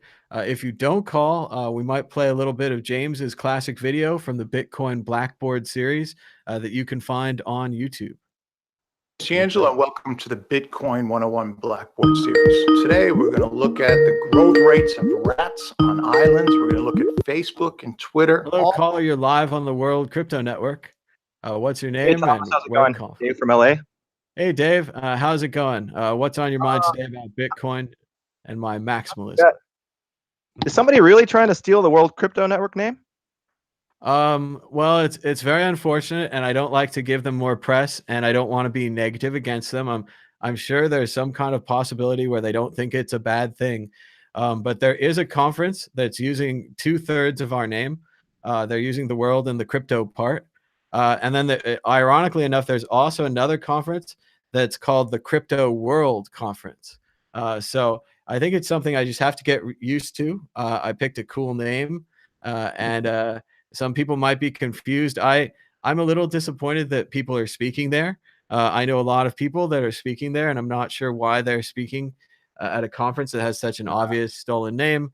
But you got products to promote, and the conference, they got money to make. And I've heard people, I've heard from friends of mine that are sponsoring that conference, and I kind of shrugged my shoulders and said to them, hey, that kind of, that's 2/3 of our name. and we kind of want to do something similar to that. And you know, there's not much we can do. We don't have lawyers or anything, and we're not good with any of that. But yeah, it's something that's happening. That's too bad, because they're definitely aware that you guys exist. I mean, if you don't live in a cave and are into crypto, you definitely know the World Crypto Network. So that sucks. But hopefully, World Crypto Network will continue to grow and spread its message as it has done consistently for years now, and everyone will know the real thing. You know. Yep, and our conference is going to be better than theirs. It's going to be called probably WCN Con or WCN Live or something like that. And we'll try to make it cheaper and more community focused. They're at a very fancy hotel and charging a lot of money. But then again, the worst part about this is that at every point where I've misjudged something, the scammers are probably going to make a lot of money. They're probably going to make a lot of money and then do the conference again next year and all these things. And pretty soon our claim of the name even goes away because their conference becomes bigger than our name. So that's worst case scenario. That would be a bummer. Well, we're still in the midst of, you know, blockchain buzzword bingo with all these ICO companies and everything. And it's still every day I just see more companies coming in. I went to a you know, one of the larger crypto conventions here in LA that was recent. I won't say the name of the convention, but I mean, it was just scam fest. You know, it's just like I mean, I'm so glad that you're talking about Bitcoin maximalism today, because I think it's a really important topic. And when I was at that convention, I was just like, man, like, there's just, for so many people, they're either not aware of why crypto is, you know, or they've lost sight of that for personal gain. You know, which I guess is only human. But anyway, yeah, back to the topic at hand. You know, like I said, it's just, I feel like everyone's just lost sight of the, you know, you just take a look at the Bitcoin Genesis block message. You know, what did it say? It said like the chancellor's on the brink of another bank bailout or something like that.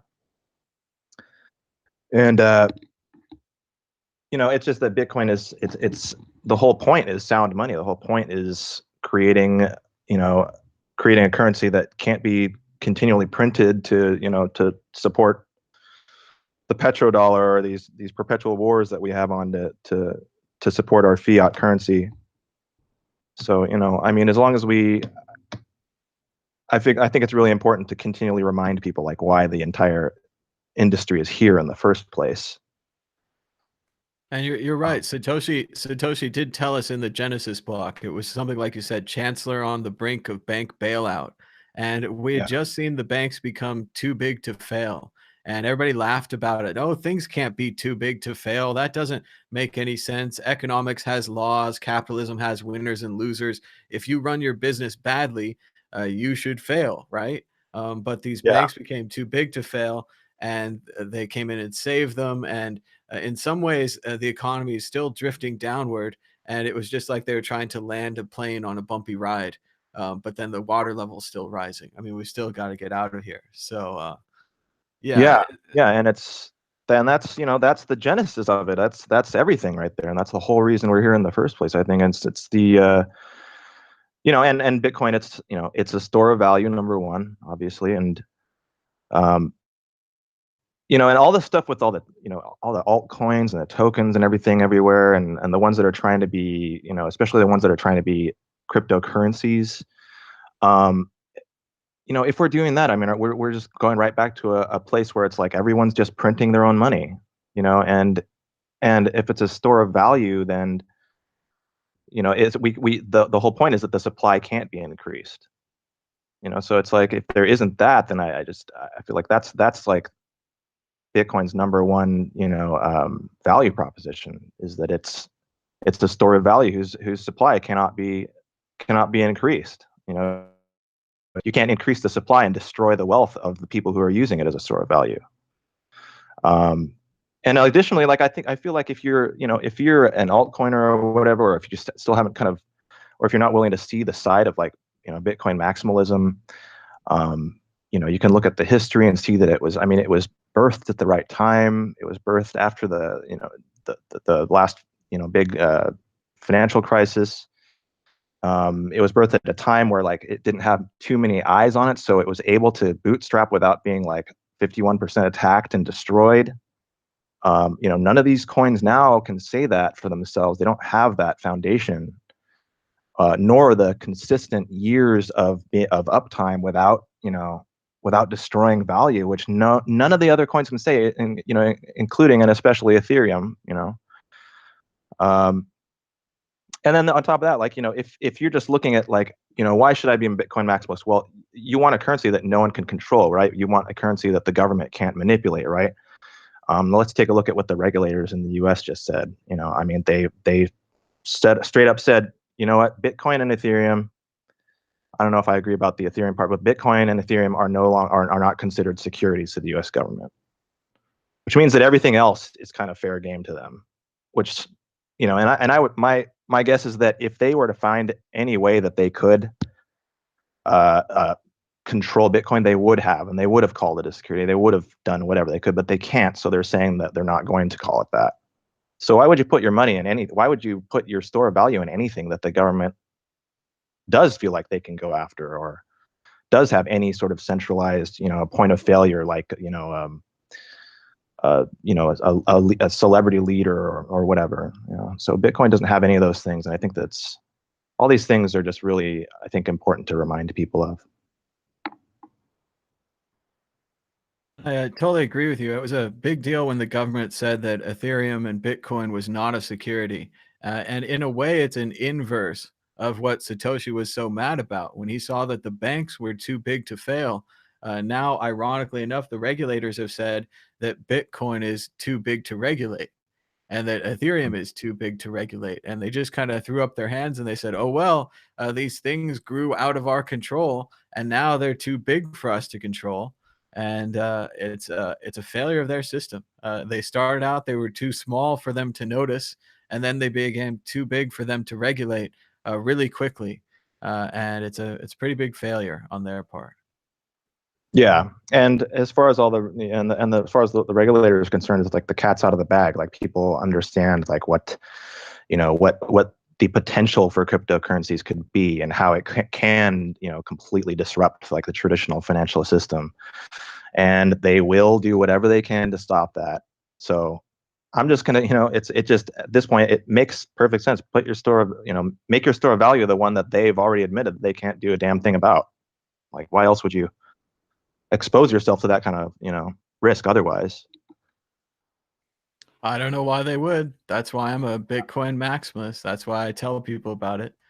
So yeah, I'm glad to hear people agreeing with me, and I think it's good that we're discussing this topic.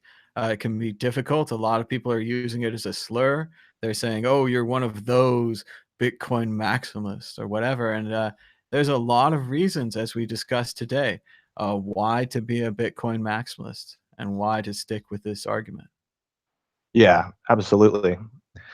I wonder sometimes I wonder what the difference would be now if, say, like the community of developers were more accepting to, earlier, I remember back in the day before Ethereum existed, and, Vitalik was still was on the Bitcoin team, and he kind of wanted to put smart contracts on the Bitcoin blockchain. But there was a lot of resistance to that. So then he moved on to Prime Coin, I believe, and then he went on to creating his own blockchain. But I wonder what the difference would have been do you think that they made a mistake by the community at large sort of made a mistake by at least not being a little more inclusive earlier on, and sort of, maybe having a little more foresight in terms of what the space would become? Or do you think that they just knew that was going to happen, and that things would, and that the value of Bitcoin would still shine through regardless? Well, I think that's the risk they had to take. They had to keep Bitcoin pure so that it would have value. And if they made Bitcoin impure, it wouldn't have value. So that's a risk they weren't willing to take. And certainly they could have convinced Vitalik to write Ethereum on top of Bitcoin. They could have, gotten mad at Charlie Lee and kicked him out of their companies and totally banished him. Instead, he continued to work at Coinbase for years, promoting Bitcoin and writing Bitcoin software and things. So yeah, that all could have happened. But I think that they took the appropriate hardline stand at the beginning that allowed us again to take the appropriate hardline stand at the UASF, and again to take another appropriate hardline stand at SegWit 2x. And all of these have been absolutely hardline stands about an issue, where the Bitcoiner said, no, you can't change that because that'll change the way Bitcoin works and that'll threaten the censorship resistance, is mainly what it's been about. And lots of people have said, yeah, we could make it faster and bigger and smart contractier and all of these things if we didn't have this censorship resistance, if we weren't so focused on it.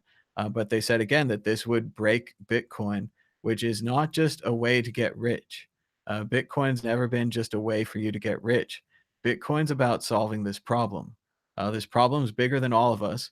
The only way that we ever had a chance to solve it is with this incredible software that Satoshi dropped on us with a white paper. So that's it. All these other things are distractions. And yes, they're very valuable and they're necessary distractions because they want the money. But at the end of the day, Bitcoin is the best chance to solve the biggest problem. Yeah. Yeah. You know, I think you're right. I think it was the right decision to not be unwavering whatsoever in Bitcoin's immutability, and and sort of emphasizing the fact that it is so difficult to change, and that makes it, that really separates it from the pack for sure.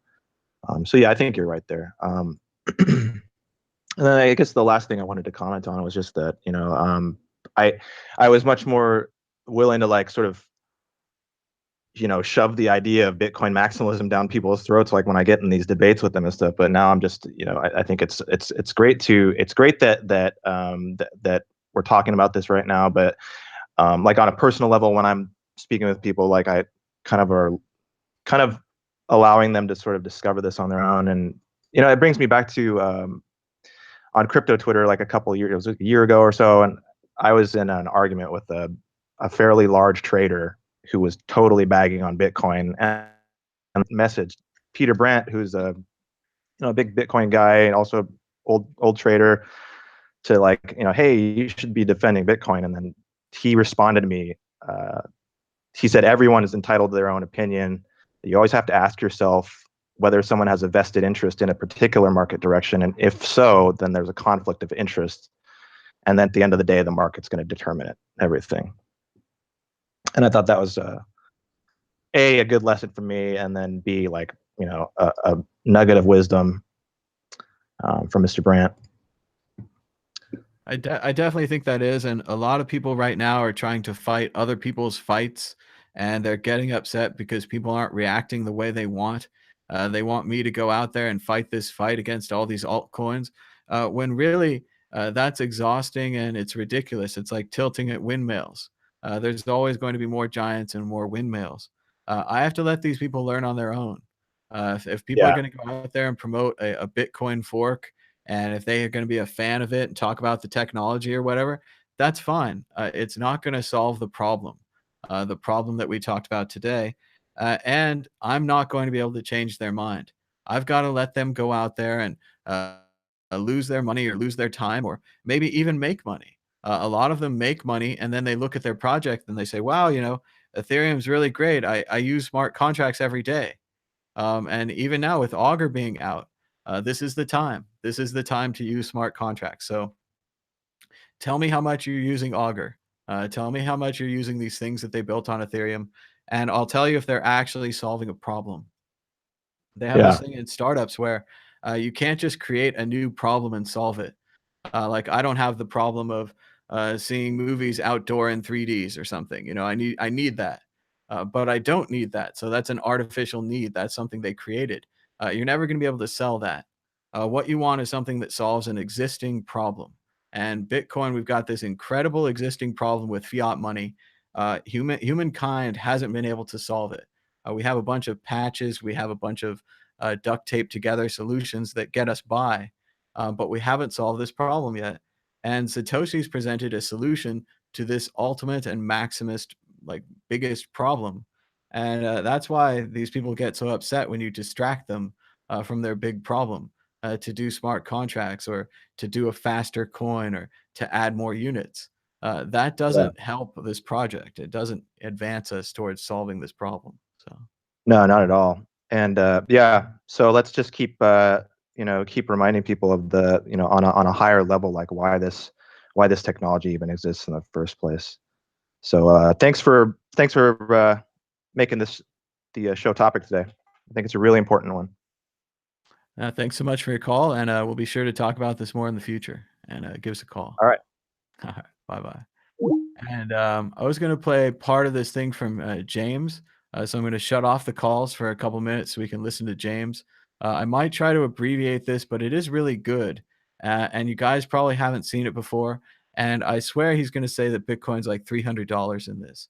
I might lose all my ad rights and get marked for this. Hopefully not. I can certainly talk to James later. He's always seemed really reasonable when I talk to him. So maybe if I talk over it, provide commentary or something, it's better. So here we go. To understand this big issue with Bitcoin, it's phenomenal growth. So there's no one who's a little bit curious about Bitcoin, who's heard about Bitcoin and starts to get involved, who hasn't heard that Bitcoin has been growing at about 1,000% a year. And this year, it's getting even more crazy. So it started the year at around $12 or $13 per Bitcoin, and now they're worth around $340. That's a growth rate this year of about 3,000%. And this growth rate is driving people crazy, right? It's scaring even regular people who are investing. Okay, so they've never seen something like this. So they're saying words like bubbles or some sort of pyramid scheme or a Ponzi scheme or something like that, because the only things that they're familiar with that have this kind of growth rates are those things. But there's an issue with this. There's actually some history with Facebook, Twitter, rats, bacteria, and viruses that will help you understand Bitcoin's growth and put it hopefully in a window of normalcy. Okay, so let's take a look at rats. Okay, so say you've got an island, right? And it's a pretty good island. It's got lots of fruit and vegetables and maybe some insects and all that.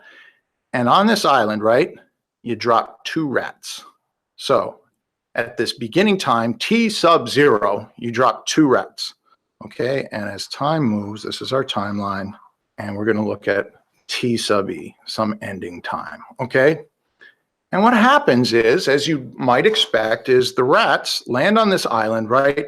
And they do really well. But if T sub n, if we know the end game, right? If we know that there's 20 million rats on this island at T sub E at the ending time, well, then we can probably draw the growth curve, okay? So what happens is the first pair of rats starts to reproduce, and they go from 2 to maybe 4 or 8 in a year to maybe 16 or 32, right? But keep in mind, compared to 20 million, this line is basically on the green line, right? And then slowly it starts to grow exponentially the way populations grow, okay? And this exponential growth, again, because we're looking at 20 million, doesn't even really appear that big, okay? So even though you're up at about 1,000 or 10,000 right now, it's really not that significant. But then exponential finally wins, and you get up to your first million, then immediately up to 3, 4 million. And you get this amazing period when rats just seem to be reproducing everywhere and going crazy on the island. And it's not vertical, but it's so close to vertical that we'll call this the vertical part of the S curve. Vertical. So the population increase per month is going up by thousands and thousands, okay? And then what happens? Well, your island's only got so much resources, and the rats start to compete with themselves and eating all the resources and all that, and then you reach sort of a saturation. Now it's clear that maybe they'll overshoot and this will come down and settle out over here at the beginning. Maybe there'll be some bad weather, and then the population will drop near 0, then recover, and then there'll be a good year with fruit, right? This curve we're drawing you is the smooth curve, right? So if this is 2,000 years, you're going to see lots of bumps in this curve, right? Lots of what people might call bubbles or schemes or whatever, right? They're all happening in this curve. Choo, choo, choo, choo. So if you smooth it out, it makes this very famous thing called an S curve. Okay? And it's not an S like you would expect, right? It's not an S like this, because this is time over here, and you can't have the same population of rats having 3 different numbers. Okay, so the S curves of population growth always look like that. Okay, and sometimes they're steeper, and sometimes they're much more shallow. Okay, so this is an S-curve that we're looking at. But the interesting thing is this same S-curve appears often with bacteria, right? Bacteria in your body, they start off, they're multiplying like crazy, but then you really notice, right? The difference between 1 million and 2 million is a big jump on this because this is not logarithmic, right? This is a linear scale. And you see these changes dramatically here, even though it's doubling every year. So this is an exponential curve that might be doubling every year. Okay, so bacteria in your body will do the same. They'll multiply, but you've only got so many cells in your body and it starts to go like this. Okay, or viruses. Now, S-curves aren't the only way populations go, right? Famously, the dinosaurs had nice exponential. Maybe they even saturated for a while and then they were gone, okay? There's a number of things that can happen. You can start to go into this vertical area of your S-curve, right? And who knows, say humans land on and they kill all the rats, right? Or a disease kills all the rats, or a flood, or a drought. So there's a number of things that can happen to a growth of a population. But it's important to realize that this S-curve not only works in biology, but it also works in economics. And we're going to look at two companies that have exhibited this S-curve to a T. The first one, really making the news, right, is Twitter, okay? And the second one is Facebook.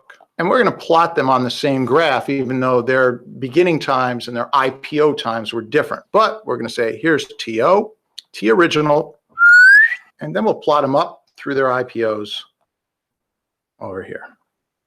Okay, and this is important. This moment actually is important for any company, right? When you release your shares to the public.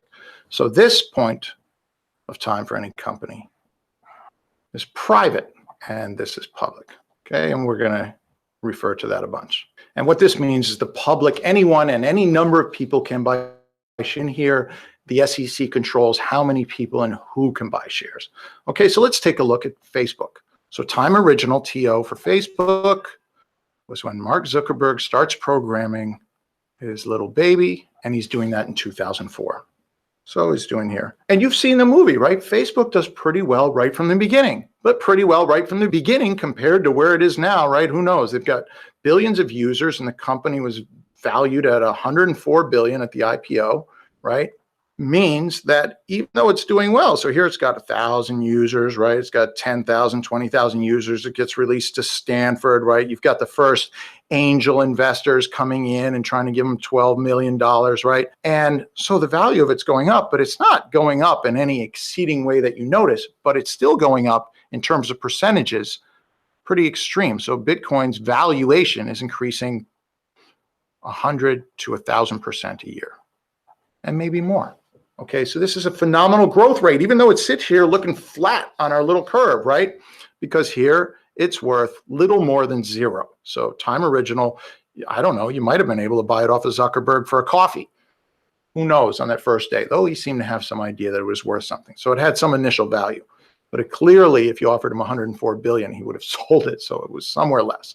All right, but he's not the only one who determines the value of a company. There are other people. There are angel investors and VCs that live over here on the private side. So this area is for angels and VCs, and over here is for anyone. And these angels and VCs actually look at Facebook every day of the year and try and figure out what the value is. And of course, Facebook, just like the rats on the islands, have some ups and downs, right? They'll have some legal issues. You know, the Winklevoss, who knows who else was complaining and claiming ownership, who knows what other companies, right? There was MySpace still involved. There was other issues, right? So again, this curve's going up and down, but for the most part, the valuation is doing this. And it started in 2004, but around 2008 to 2009, it does this thing where on this graph, it looks like it's going vertical. And what's happening? The number of users is just going through the roof. So they're adding what? Millions of users a day, okay? Whereas over here, you know, they're waiting for their millionth user for a long time. So this is the area where Facebook goes vertical. And any chart you do of Facebook's life history, you're going to see this section, right? And this section happens around 2008, 2009. So this is the vertical time. And this is a very special time. This is when every day things are going crazy, okay? But it's also important to note That it starts in 2004 and it takes 5 years, even for this great idea that people recognize right away, right? People were willing to buy in right away. It takes 5 years for the public to really understand it, really get it, and start to use it in mass, right? And Facebook's still growing, but it's not growing at the same rate. So here it's growing at, who knows, 8,000% a year. And it might have been more. Now it's growing at maybe 30% a year. So that's today. So let's put that over here. Right, it's still growing, maybe at 30% a year. And of course, it famously, after the IPO, the valuation dropped and it's picked up and who knows what, right? But it's still growing. But the thing we want to look at is this going vertical, right? And so now let's take a quick look at Twitter. And we'll do Twitter in this kind of bright yellow right here. So Twitter, their TO was February of 2006, when those 4 guys, Williams, Dorsey, and 2 other guys came up with the idea, right? And they're bright guys. They probably had some idea of what its value was. But when the IPO happened, right, Twitter was valued at 18 billion. So putting them on the same graph, 18 billion. And Twitter has the same thing, right? It's invented here, and then they released the website in May. So the value to any VC now goes up. And, you know, then it kind of got boring for a while. No one was that excited. Then at the South by Southwest Interactive Conference in 2007, right? So a year later, they get a little bit of a buzz. They go from 20,000 tweets a day, which is absurd now. They get about 20,000 a second. They go from 20,000 tweets a day to 60,000. So in 2007, there's a big buzz and there's a little spike. Then some other issues happen. Their value dropped. But keep in mind that you're still, little changes are phenomenal changes in value, especially when you're going from 0, right? This is 0. And then more and more people are adopting Twitter. Different people, NBA players are starting to look at blah, blah, blah. And then it too has this kind of vertical moment on its graph.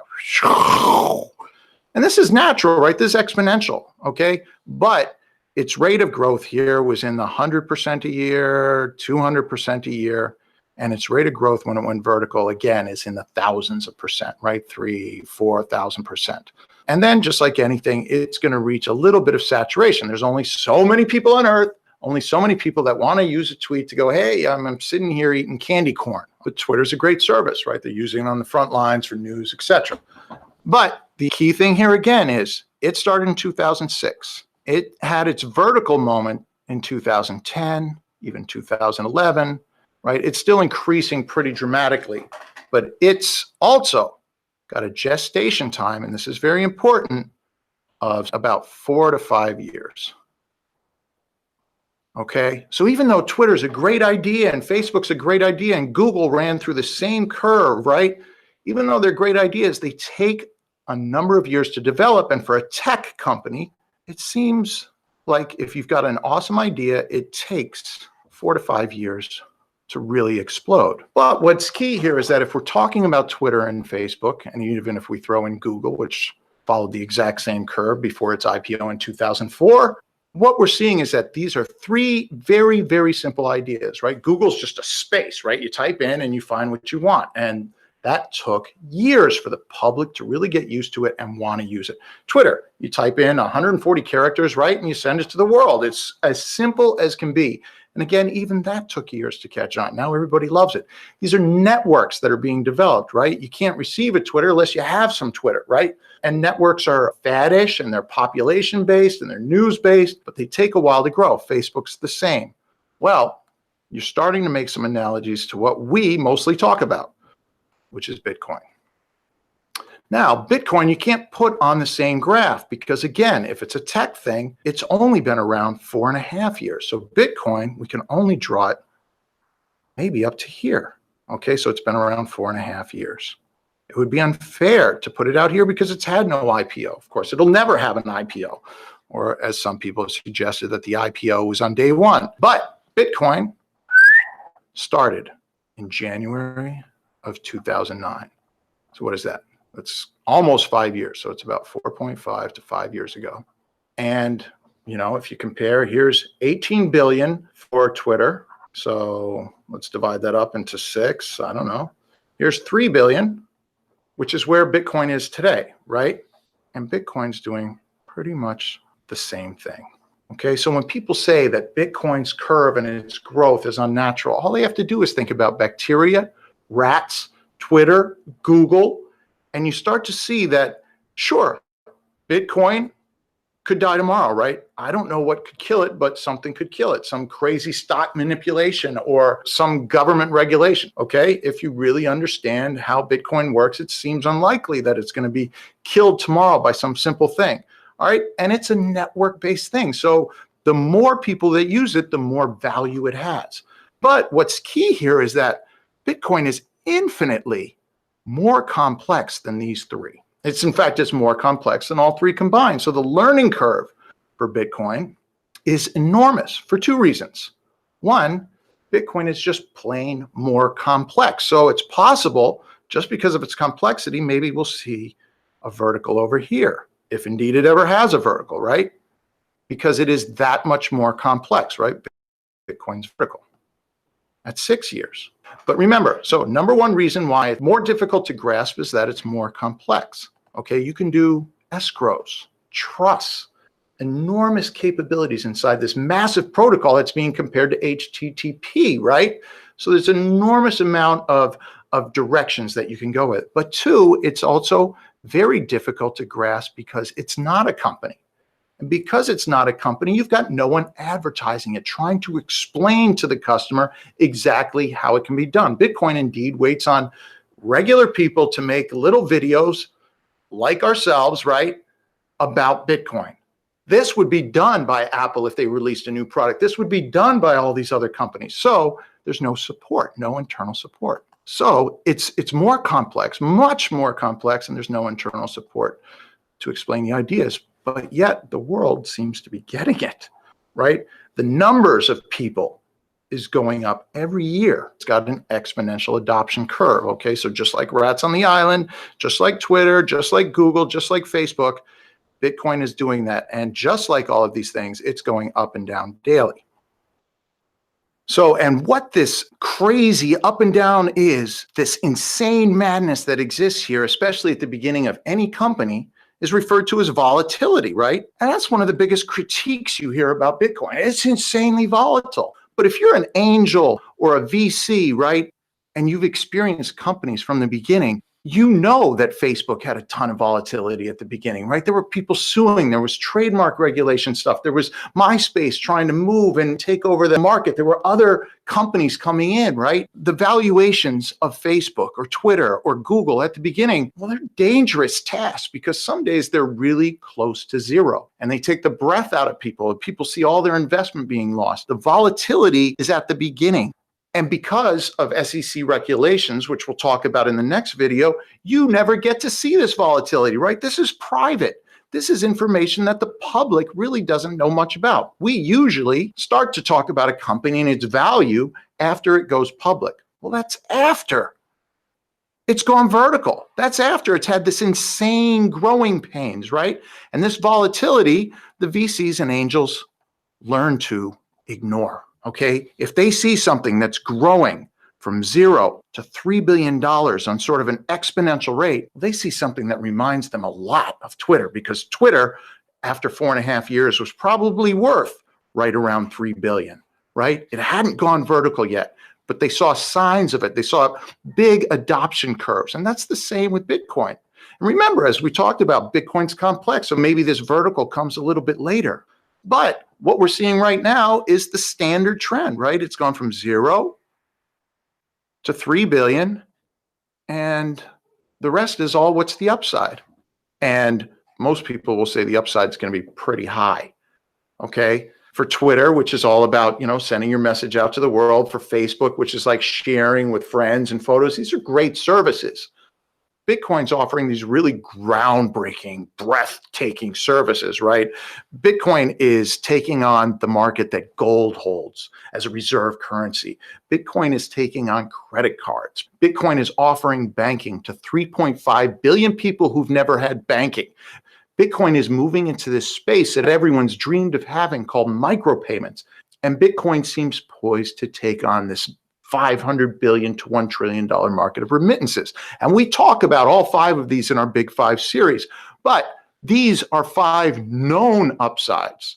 And because it's a protocol, there are going to be other upsides, right? There's a way for it to move into escrows and trusts and wills and how stocks work, and maybe even taking over the entire stock market. These upsides are so big that VCs and angels right now are already predicting a valuation of well over $1 trillion. And if it is valued at $1 trillion, the other thing we know is that we know the number of stocks. There are 21 million Bitcoins that will ever be in the system. Right now, there's around 12 million, but there will never be more than 21. So you take 1 trillion, divide it by 21 million, and you get something a little bit over $46,000 per Bitcoin. And that's if it just moves into these places where it's got enormous upside. That's if it just moves into the $9 trillion space for gold, okay? Or moves into the $1 trillion space for credit cards. Bitcoin's got an enormous upside. It seems to be moving just as smoothly as some of these other companies move. It's just the first time that we, the public, get to see it. And we're going to cover this in our next video, why the SEC regulations have made us blind to the normalcy of Bitcoin. But what we want you to understand is that the way Bitcoin's grown is normal. It's as normal as any big monster tech company that you've ever seen. Hope the information helps. Please remember to like, subscribe, comment, do whatever you will do. We'll check you out in the next video. If you've heard of Bitcoin, you've probably soon heard about how big a revolution it is. And for a lot of people, they look at Bitcoin and they see what it's offering, and they see things like maybe lower fees for transactions online, or lower fees for remittances, or providing some banking services to the world's poor. And sometimes it's even referred that the revolution won't happen here in the United States. It really doesn't offer that big a deal. It's just slightly disruptive. Indeed, the revolution will happen with billions of other people who have no access to banking services. And while this is great, all right, lowering remittance prices would be great for millions and millions of people all over the world, it's not clear that it smells like a revolution, a forcible overthrow of government or social order in favor of a new system, an uprising, right, a class struggle, something that's just a real dynamic change in the way the human fabric is put together. It's possible that maybe the word they're really looking for is disruptive, okay? And a disruptive technology is just one that comes in and sort of replaces other technology. So Bitcoin is offering to come in and replace sort of traditional financial services with a focus on credit cards, PayPal, and sort of banking fees in general. But what seems ever clearer is that the idea of Bitcoin is still poorly understood. And in fact, there's a lot of red herrings out there that are disguising sort of what is going on and what Bitcoin can actually do. And one of the biggest red herrings of all was this whole story with Silk Road, where thousands of people were able to order their drugs online, and they were using Bitcoin as the exclusive payment of transfer because